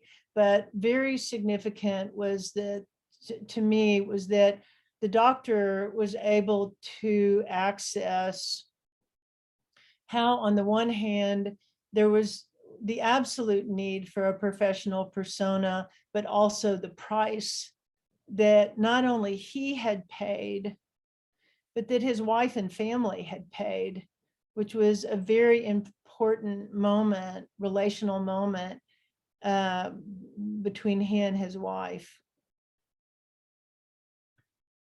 So thriving marriages go through a variety of masks. And when I say marriages, I mean friendships as marriages, any partnerships and relationships as marriages, that we're constantly in a state of negotiation, and that also relationships, like people, are in an individuation process.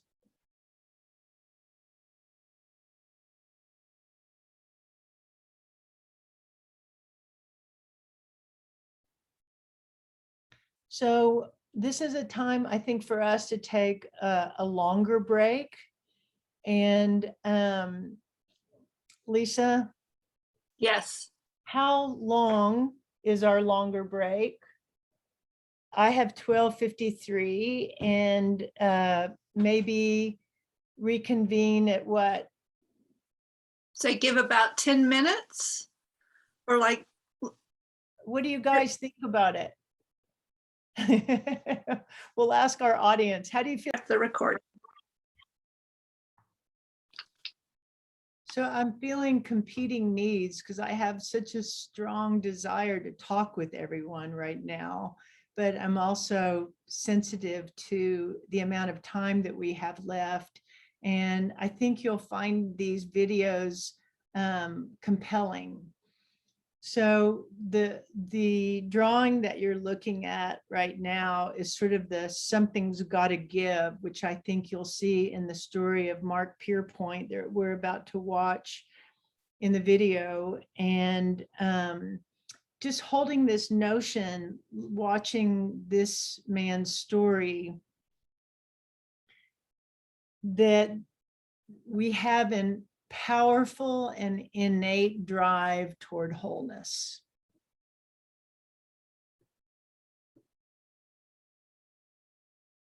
So just to let you know that this is a 20-minute video. I grew up in Wildwood, New Jersey, actually Wildwood Crest, New Jersey. My family was very church religious. We went to church every Sunday. My parents taught Sunday school classes. I had my jacket lapel with all the pins for perfect attendance down the side that we were all very proud of. My family would call me the black sheep of the family. In a lot of ways, I didn't fit in with the rest of my family. My family's very stoic, very unemotional. As a kid, though, I couldn't do that. I remember my dad so many times pulling me aside and saying, boys, don't cry. You can't cry. You can't cry. And I would cry at movies. I would cry at television shows. I'd cry if I scraped my knee. Kids at school, or even my brothers or sisters or whatever, would always point out, you're weird, you're really different. And I would go to my mother and say, why do they call me weird? Of course, I was crying and I wasn't supposed to. And I'd say, why do they call me weird? And my mother would say to me, because you have a special gift from God. I've known that all my life, that you have a special gift from God. My experience with God growing up was that Jesus was the friend of sinners, the one true friend that we could have. The hymns that we would sing in church, what a friend we have in Jesus, all our sins and griefs to bear. And he walks with me and talks with me, and he tells me I am his own. And as a kid, I would walk on the beach and sing songs like that, and he walks with me and talks with me, and I would feel that God was my one true friend, even when I was misunderstood by my family and my friends. Once, when I was probably about 11 or 12 years old, I was called at school, some kids called me faggot and homo. Well, I've been raised by my parents that you never ask what a word means. You know how to use a dictionary. So I ran home from school and I pulled the Funkin' Wagnalls off the shelf and I looked up the word faggot and faggot, a bundle of sticks. When I finally did become aware of homosexuality was when I found the book in my brother's room, Everything You Always Want to Know About Sex, but Were Afraid to Ask. Well, I was really afraid to ask. So I found that section in the book, but I recall it gave a real negative picture. It talked about men meeting men in bathrooms. It talked about things that didn't put it at all in a good context. My understanding of God's opinion of homosexuals was that he would burn cities down if people were homosexual. That would have meant that I would spend forever in hell. That would have been the consequence in my mind. I got later into high school. When I was into high school, I had some encounters. They weren't necessarily the most healthy encounters. I met people up on the boardwalk and things like that. And so there were kind of initial sexual playing around kind of experiences, followed by overwhelming guilt. I mean, overwhelming guilt. And I wanted help. The most amazing thing is that my queerness, which isolated me from friends and family and made me feel alone, drove me to a personal interaction with God that was very sincere, very real. When I first started having same-sex attractions and then started acting on them, my biggest fear was that somehow I was displeasing this God who had been the friend of my whole childhood. I remember feeling when I would struggle with that if ever it went away, I would feel like I was doing cartwheels across the room, which is a very gay thing to be doing. So, but I had that feeling that I wanted to feel free from the struggle. I wanted to feel like I was completely pleasing and acceptable to God and to society and to myself. And I heard about Youth with a Mission, and they had an intensive missionary training school. And I made the decision not to go to college at that time, but to go into that missionary training school. And although I never said it out loud or never even admitted it to myself out loud, I remember very clearly thinking, good, I can get away from these tempting situations with other homosexuals. My initial training was in New Jersey, and from there I went to Hong Kong later. I went to Malaysia, Singapore, Indonesia. I smuggled Bibles into China. But as soon as I would have a break and I would go back to my hometown, and then I had a little circle of friends, of gay friends that were there. And for the first few years, it was a big, big struggle. I very much, had a concept of the devil and God. And so the devil's tempting me to be this way because it's against God. I really reached a crisis in my life where I knew I had to make up my mind that I was going to be done with that or I wasn't. I saw the feelings and desires that I had inside of me as temptations. I prayed and asked God to change me. And there was a verse from the Bible that I began to just believe and say all the time. It's in the book of Revelation, and it says, and they overcame by the word of their testimony and the blood of the Lamb. And so I began to say, if I'm really free, I'm going to start saying I'm really free. And the more I say I'm really free, then that's how I'm going to overcome. So I started just telling people that I was free, that I was changed, that that wasn't the way it was. And I began to believe it. One of the things that I was encouraged to among a lot of the missionaries that I worked with, a lot of the literature that I was reading, and even from the Bible, was to spend time fasting. I think the longest that I fasted from just food and only drank water was 10 days. And it's probably part of what strengthened my ability to learn how to make very strong choices with every thought that came in my mind. I learned very much how to control what went on in my mind, what I would think about. I did that by memorizing verse after verse, chapters on end of the Bible. I would carry index cards with Bible verses written on them in my pocket and pull them out and read them and memorize them so they were in my mind all the time. If a thought came in my mind, if somebody walked by when I was on the street and I had that initial sexual attraction thought, I would immediately start praying or quoting Bible verses in my mind or singing scripture songs. I filled my mind with other things so there wasn't room for that. After time, that became such a subconscious reaction. To the point that if I would have that initial sexual thought towards someone of the same gender, I would actually feel sick. I would actually have an inside reaction that I would feel sick that it would happen. And so then I thought, good, I'm hating this. I'm hating sin like God hates sin. You have come out of homosexuality. That's right. I guess God really brought deliverance to my life in about 3.5 years ago. In helplessness, I cried out to God and said, God, you change me, change my life. You've got to come in and tear this thing out of me. And I remember that day when I cried out to God, and I was absolutely desperate. And about 2 weeks later, I began to realize that in my thoughts, I wasn't having the problems that I was having before. And it was a happy day. Hallelujah. I wrote a track right about at that point in my life. I wrote this track called How I Came Out. How I Came Out was a play off of the idea of coming out and being gay, but instead this was me coming out from being gay.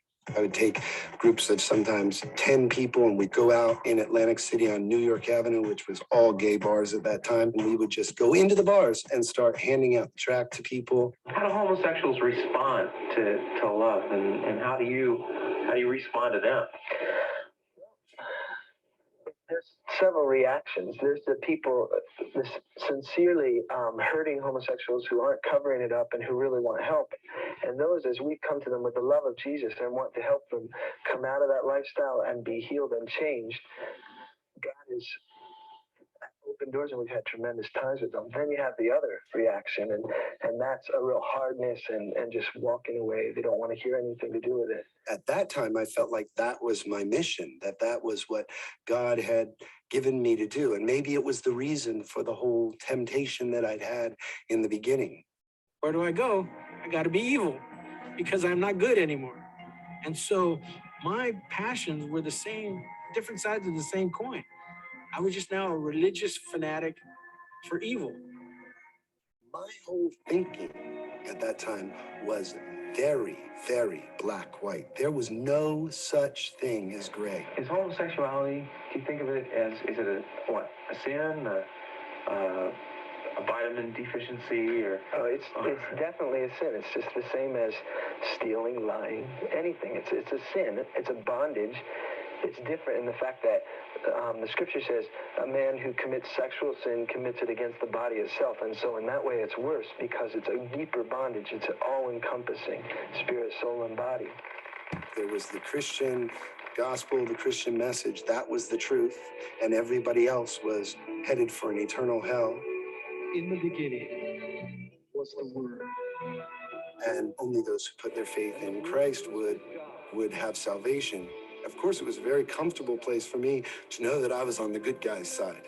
You know, now I was on God's side. I was pleasing God. I didn't have any fear that I was going to go to hell. That wasn't at all in my mind. That was taken care of.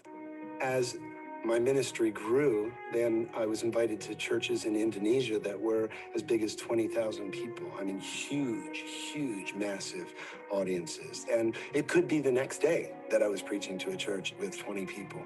I just wanted, as much as I could, to tell people that God loved them and to get people to open up their hearts to the love of God.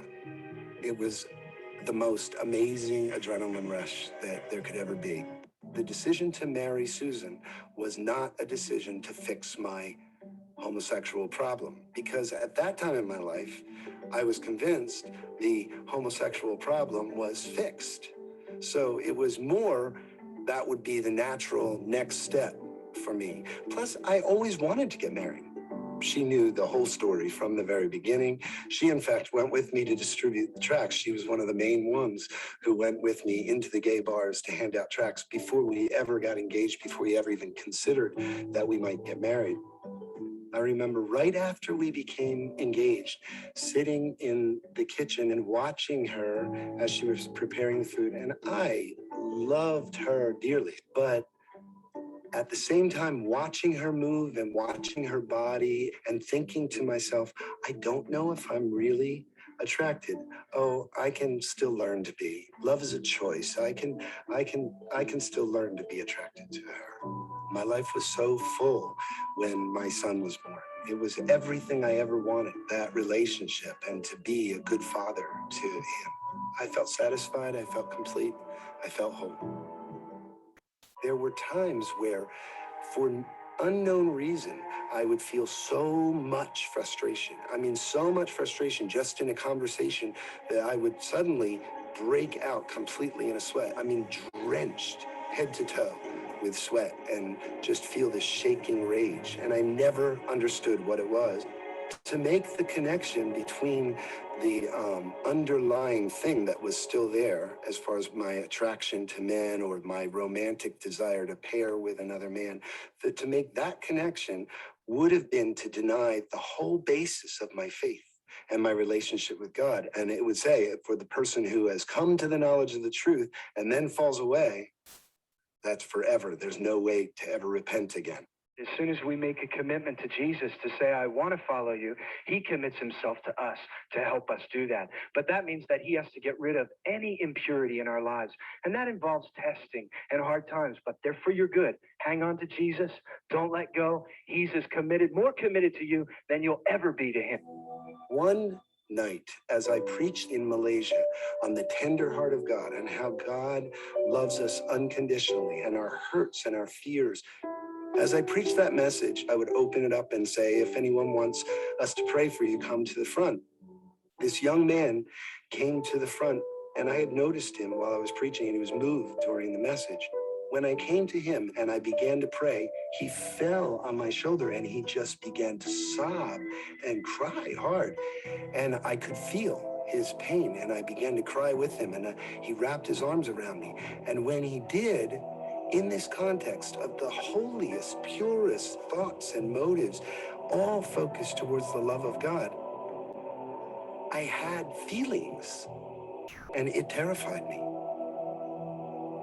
I prayed about it. I talked to my wife about it when I went home. She put it off as that it was a temptation of the devil. She prayed with me. It was definitely a crack in the whole way, my whole framework, my structure in my mind had been, if I can repent of the thoughts, if I can get rid of the thoughts, if I put them out of my mind, anytime a temptation came in my mind or a thought, I could say, I don't want to think about that and get control of it. But this wasn't something I could say, God, forgive me, I sinned. I didn't sin. I didn't think anything. It wasn't something I could say, Satan is tempting me. I wasn't tempted to do anything. It was a feeling inside that I couldn't deny that was real. And I was devastated. All of those things were building up inside of me. And I was riding along in the car and I was just crying. I was so frustrated. And I didn't know what was going on. And quite suddenly, actually, I just came to this moment of truth where I blurted out in the car. I just blurted out, God, I want a man. I was overwhelmed with a feeling of love. I felt like God spoke and said, I'm very different than you think I am. I realized at that moment how totally confused I really was, and that it was okay to be totally confused. That would be the clarity to me. And there were periods of time where I would be overwhelmed with guilt or shame and feel like, oh, I had totally been wrong and maybe everything was right before, maybe I was right and now maybe I am totally in deception. I mean, I was in hell in a lot of those experiences. My mother was very proud of her son, an ordained minister, and in her mind, I was completely off the edge into horrible sin.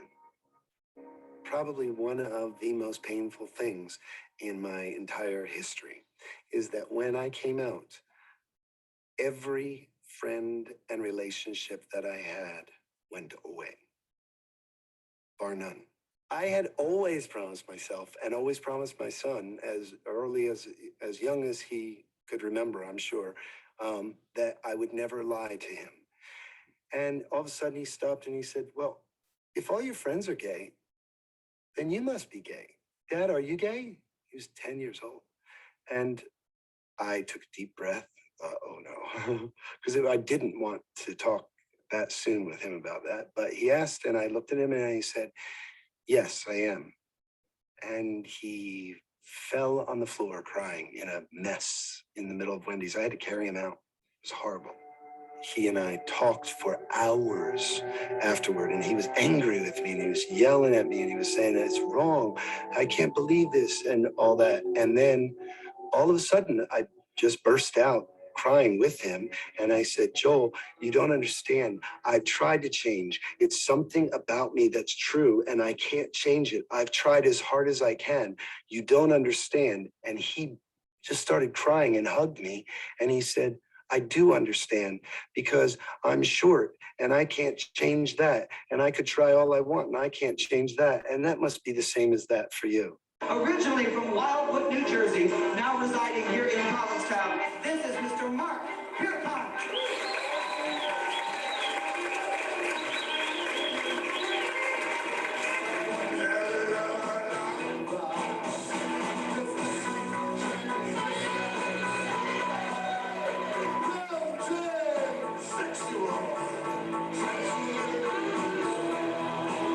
If I look at the extreme of the preacher standing in front of 5,000 people in Southeast Asia and move that forward to me dressed in full costume as a sweet transvestite, that's a real extreme from one to the other.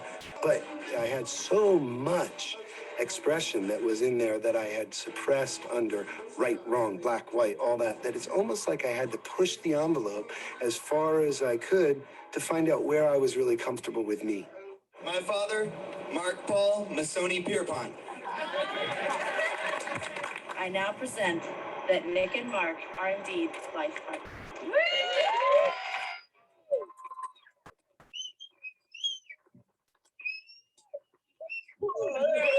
I'm not afraid of myself anymore. I'm not afraid of right, wrong, good, bad. I don't even see the world like that anymore.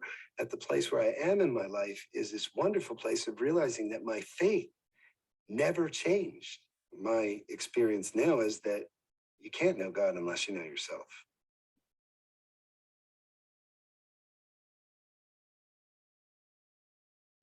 So I'm sure that you all could see for yourselves in this video, which I'm sorry I didn't introduce very well at the beginning, that this is a documentary that follows the stories of 4 individuals called The Protagonist. But I just feel like this story does such a good job of bringing in all the ideas that we've talked about thus far.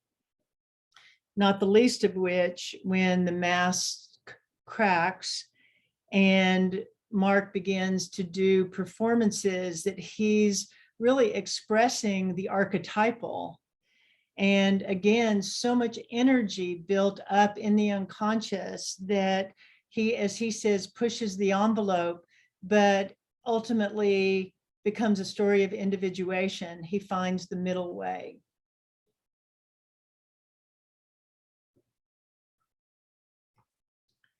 So I do want to take the time to show this performance, this piece by Maya Angelou, particularly with regards to the necessary masking for survival.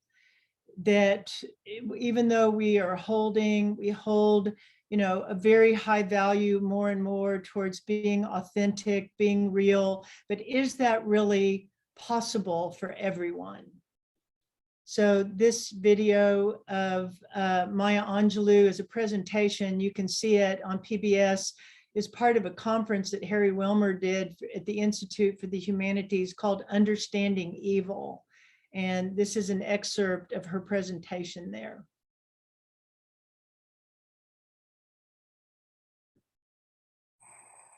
I have written a poem for a woman who rides a bus in New York City. She's a maid. She has 2 shopping bags. When the bus stops abruptly, she laughs. If the bus stops slowly, she laughs. If the bus picks up someone, she laughs. If the bus misses someone, she So I watched her for about 9 months. I thought, Now, if you don't know Black features, you may think she's laughing. But she wasn't laughing. She was simply extending her lips and making a sound. I said, oh, I see. That's that survival apparatus. Now, let me write about that to honor this woman who helps us to survive. By her very survival, Miss Rosie, through your destruction, I stand up. So I used the poem with Mr. Paul Laurence Dunbar's poem, Masks, and my own poem for old Black men. Mr. Dunbar wrote Masks in 1892. We wear the mask that grins and lies. It shades our cheeks and hides our eyes. This debt we pay to human God. With torn and bleeding hearts, we smile and mouth with myriad subtleties. Why should the world be overwise in counting all our tears and sighs? Nay, let them only see us while we wear the mask. We smile, but oh, our tears to thee from tortured souls arise. And we sing, hey, baby, baby, we sing, hey, oh, the clay is vile beneath our feet and long the mire. But let the world think otherwise. We wear the mask. When I think about myself, I almost laugh myself to death. My life has been one great big joke, a dance that's walked, a song plus spoke. I laugh so hard, I almost choke when I think about myself. 70 years in these folks' world. The child I works for calls me girl. I say, yes, ma'am. for working's sake. I'm too proud to bend and too poor to break. So I laugh until my stomach ache when I think about myself. My folks can make me split my side. I laughed so hard, I nearly died. The tales they tell sound just like lying. They grow the fruit, but eat the rind. I laugh until I start to cry. Then I think about myself and my folks and the little children. My fathers sit on benches. Their flesh count every plank. The slats leave dents of darkness deep in their withered flank, and they nod like broken candles, all waxed and burnt profound. They say, but sugar, it was our submission that made your world go round. There in those pleated faces, I see the auction block, the chains and slavery's coffles, the whip and lash and stock. My father speaking voices that shred my fact and sound. They say, but sugar, it was our submission and that made your world go round. They laugh to shield their crying. They shuffled through their dreams. They stepped and fetched a country and wrote the blues in screams. I understand their meaning. It could and did derive from living on the ledge of death. They kept my race alive by wearing the mask.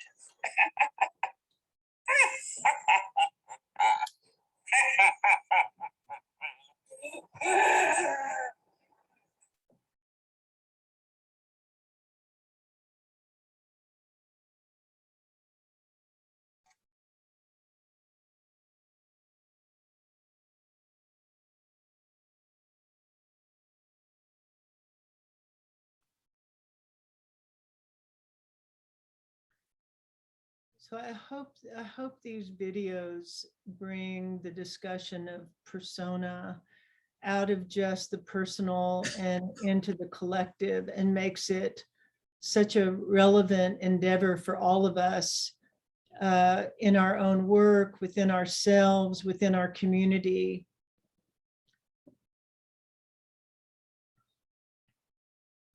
So I noticed, and how I understand that to be a calling greater than ourselves, was the phenomenon during the years that a couple of years I was working on this.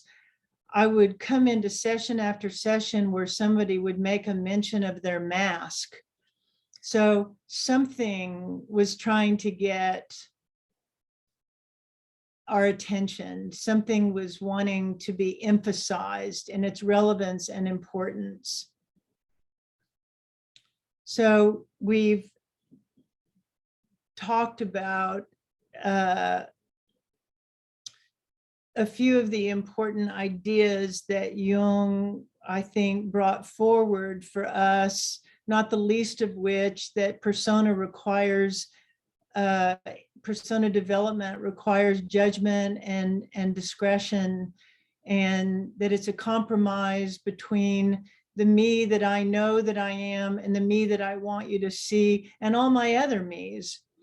So one of my patients came in and said, and I happened to have this drawing, of course he hadn't seen the drawings, I need a basket of masks. He was talking about a situation where he realized he was not acting in a way that where he felt that he was himself. So now he says that he understood that he had a variety of selves that he could present at any given time or any given situation, that now he actually paradoxically feels more like himself. He said, and even sometimes I feel a naive armorlessness and am exploring my conscious self-awareness. I realize the damage to myself, to my soul, of not being myself. And now I want to let you see who I am.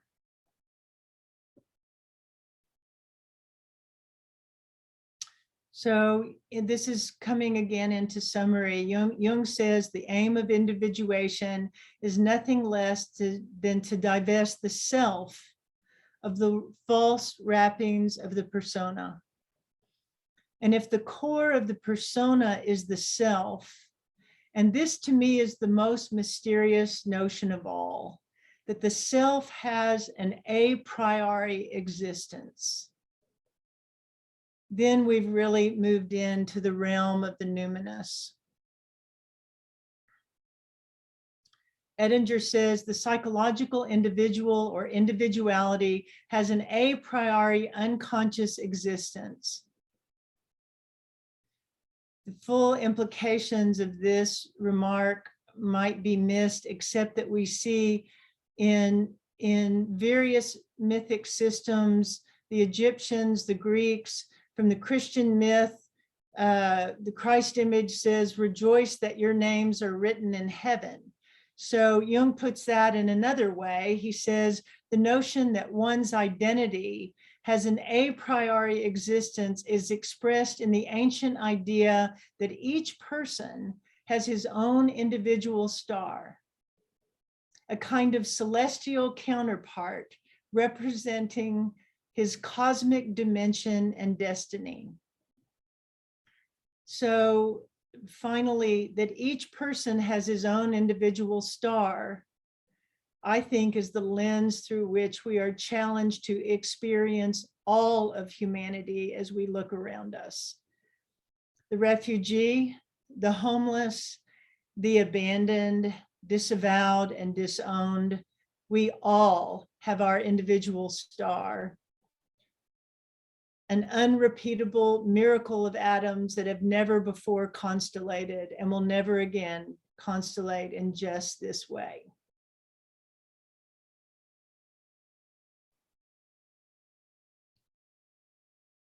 So thank you. I hope we've left some time to share. Thank you. I have introduced this artist who I love, this symbolist painter, Odeon Redon, beautiful images. And I was very excited to find out that Jung actually had a catalog in his library of Odeon Redon's paintings and pastels and lithographs.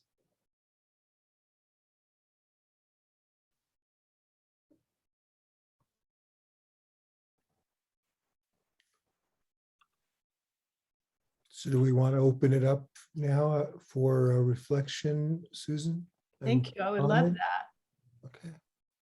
So There is a question in the chat. Can you repeat, Susan, the last idea about original cellular constellation? Okay, I just put my paper over. Hold on. It was the quote from Kahlil Gibran, actually. You know, I think I've put it down, but I could go back. Hold on a minute.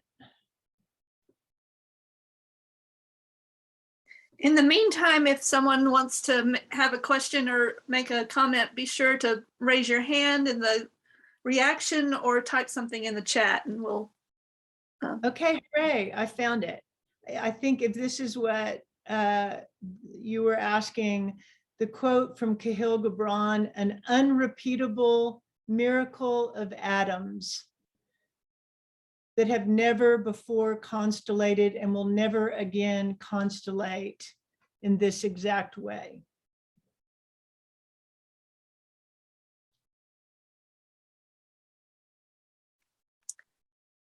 Beth Johnson asked, can you spell that artist's name?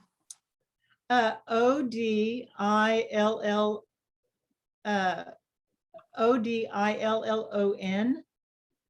Last name Redon, Odeon Redon.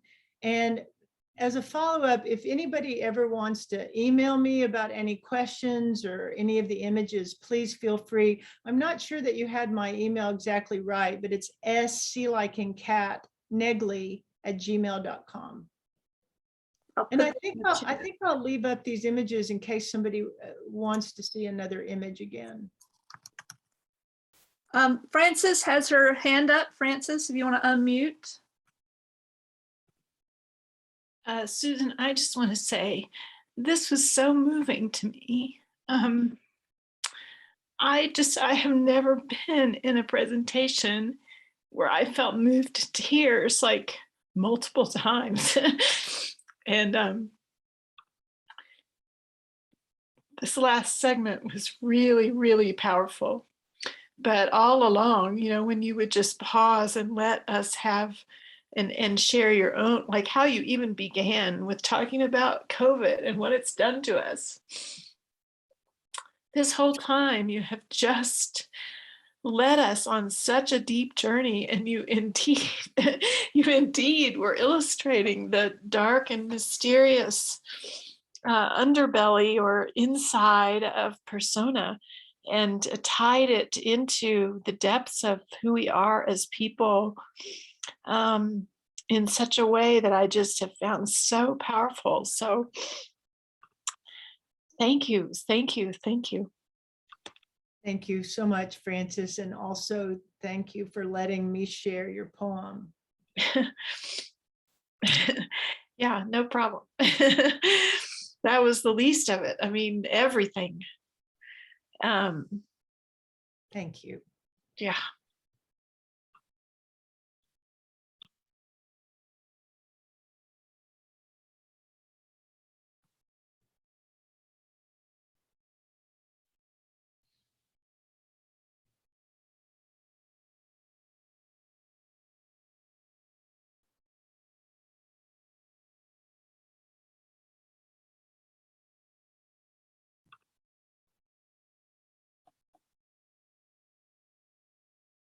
So there's a lot of wonderful comments about how much people enjoyed this and how powerful and moving it's been.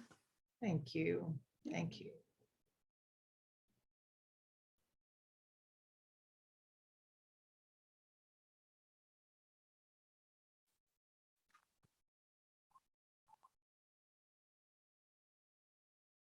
It's meant a lot to me to be able to share with you and to have you share with me.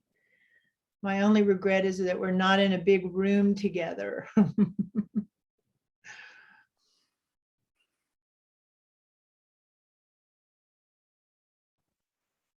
Next time.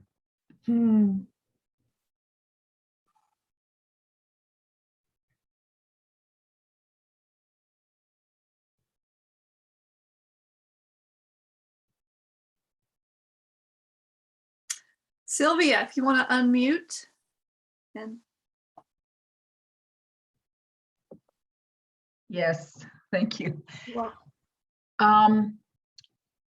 Something has been happening to me over the years, and I'm not sure. You never quite know when it starts, you know. Yeah. I have become, you know, when you were talking about, well, the young man that was, well, now young, sharing his story about being gay, denying that and all that, and I'm thinking it probably, well, probably not that, but in the course of growing up, I have become all those persons. I become homeless. I become gay. I become African American. And I'm thinking how I have become all those people. And I think perhaps, and maybe not, and still learning, that it's my journey as a Native American who has been moved from our homeland. Somebody's occupied that. And just that plight, that journey has helped me to I think, become empathic and enter into those persons. And that has, and that's why earlier when I shared that, I was very grieved with the African American population for what happened to George Floyd and others. That was part of that movement, that nudge, that whisper, my maker's breath, who possibly at this time is saying, that's you as well. So just want to share that. So thank you, Sylvia. And I think, Christy, was it you that was talking about as a child being a wanderer? That comes to my mind as Sylvia's talking about her experience of wandering through these different selves, that you were a child wanderer. Yes. And what feels the same is looking for home. Mm-hmm. Always looking for home. Always on the outside looking in. Yeah. Yeah. And well, the other piece to that is I knew at some point that I had I believe in my ancestors, and I feel like, well, I was made aware. I was really made aware that I was being held by my ancestors, my guardian angels, power animals, whatever you want to, whatever your word is for that. And I knew it probably before, like I knew it, that it was going on before I was born. Mm-hmm. And so here's a piece I made. This is a turquoise on sterling silver. Mm. A recent piece, and on the back it says, I am held.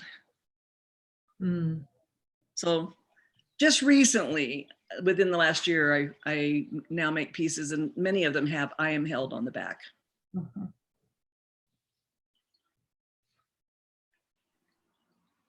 So I guess it could have been scary wandering, but I think I was protected. But that wandering was not being, held by my family, or, being contained in some fashion that a 3 or a 4-year-old would be. And even as I got older. So that wandering has really stuck with me. I mean, it's one of my, well, it's definitely one of my personas.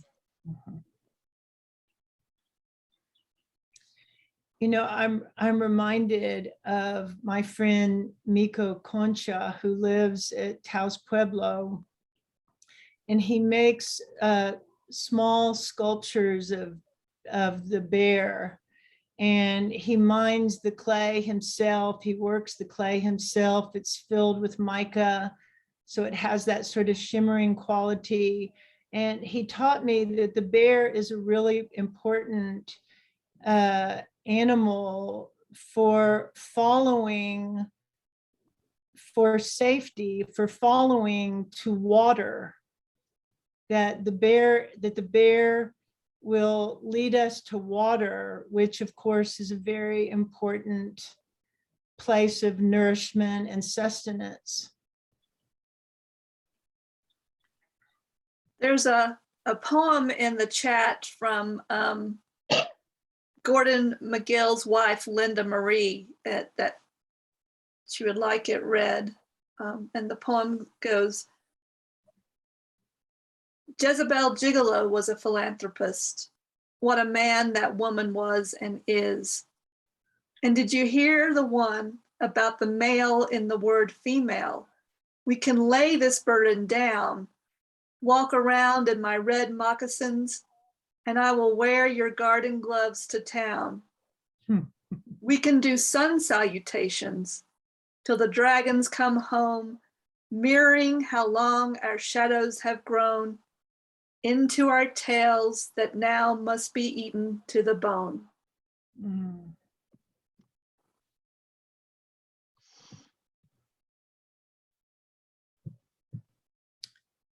So is there a chance, Lisa, that we could have a copy of that poem? Or, Yes, it'll be in the chat and I'll be able to get it out of there. and who do we thank for this beautiful poem? Gordon McGill, his wife, Linda Marie.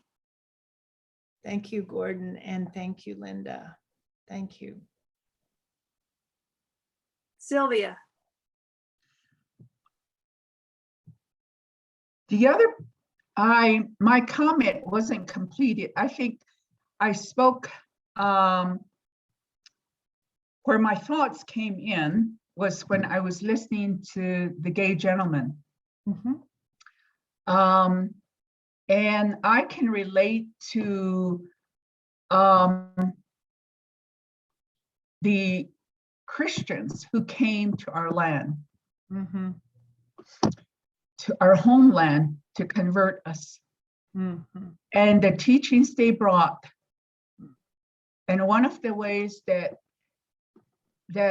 they wanted to join with us was really to tell us that all these other marginalized, which we were, we need to separate ourselves from them because that was not good. So when the gentleman was telling his stories, I mean, all the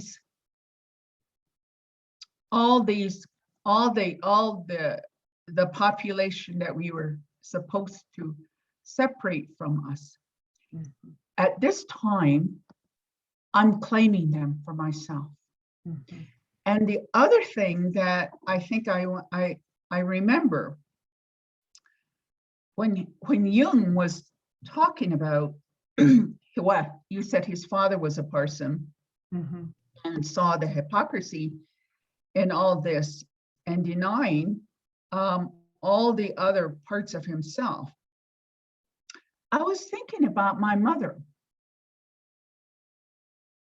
who was a Christian.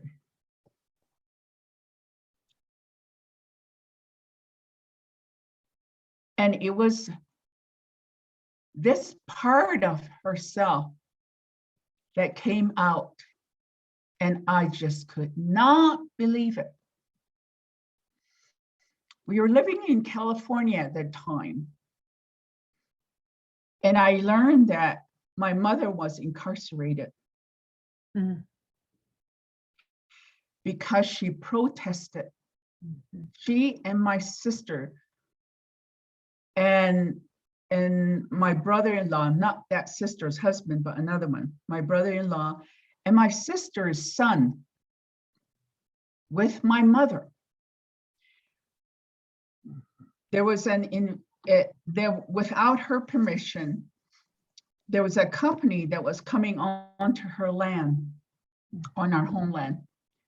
She didn't give consent for the oil company to come on. So she and my sister, my brother-in-law, and my nephew went up to that company, went up to that operation and sat on the pipe.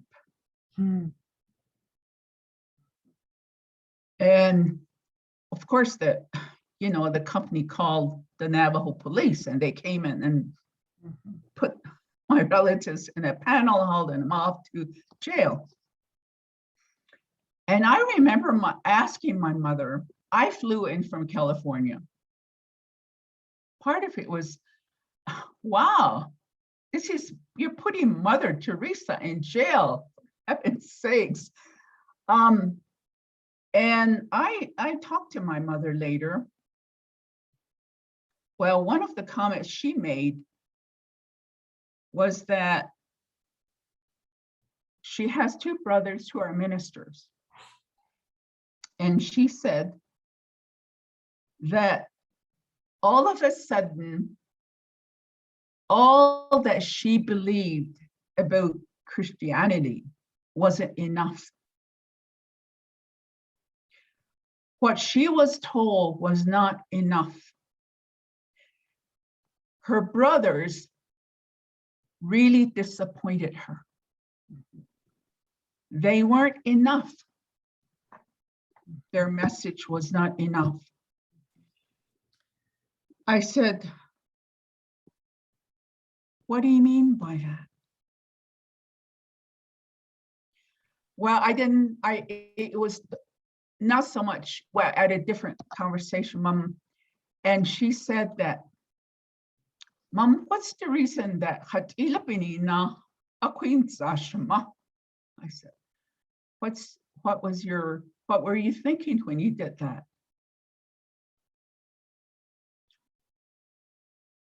For her non-compliance with, just agreeing to everything.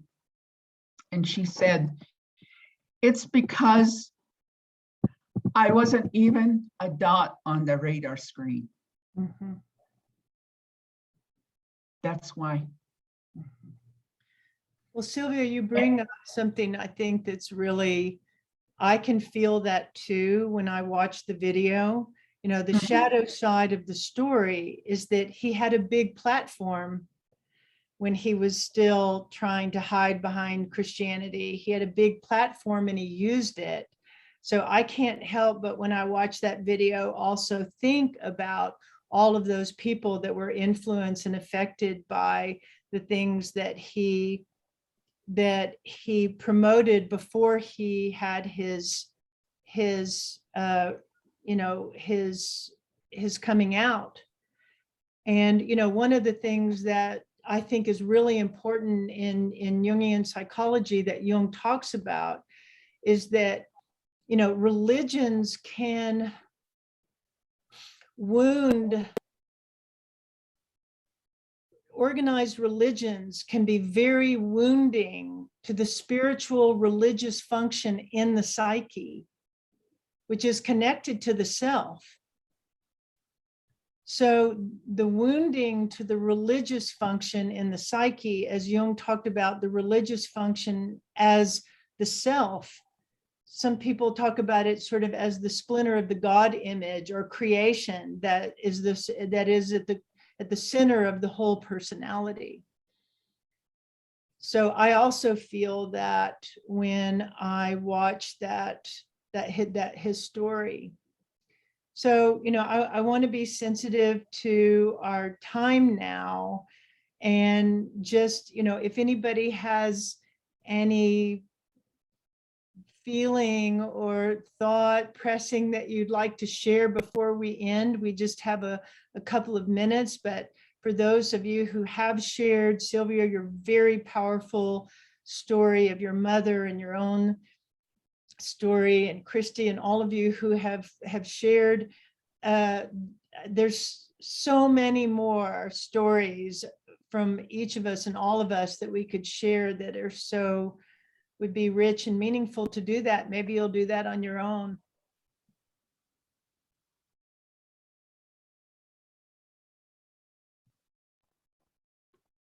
Anybody else have a thought or a feeling before we say goodbye? I'd like to say to you that how much I appreciate the love and the care that you brought to this material, and your sensitivity to pace and inclusion. So we could be involved emotionally and not, kind of phased by the days of the screen. So I know that's not simple, and it takes thought and feeling and some work, so I really want to thank you for doing all of that so that we could all be here with you as much as we've been able to be. And I really hope that we can bring you here in person in one of these coming years. I know you've been here in person before, and that's been a while because I've been doing this 6 years, so it was before that.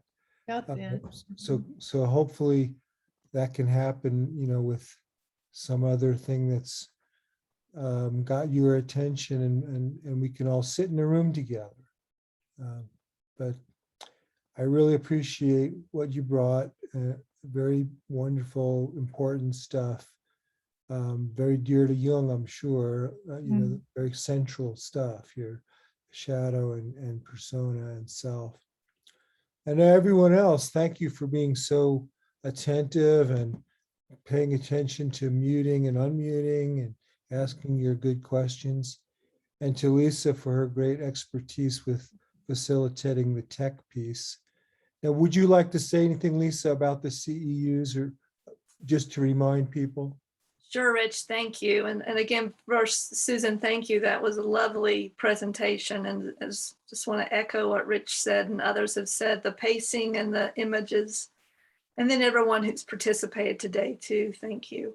So a couple of things again, the Zoom recording for this, there'll be a watch your email the end of next week. They'll be posted up on a private YouTube and you'll get a link for that. And then CEUs will be sending out an email with an evaluation form that you need to fill out. And once you fill out the evaluation form, you'll be given another email with the certificate. So thanks everyone for participating, and so glad you were here today.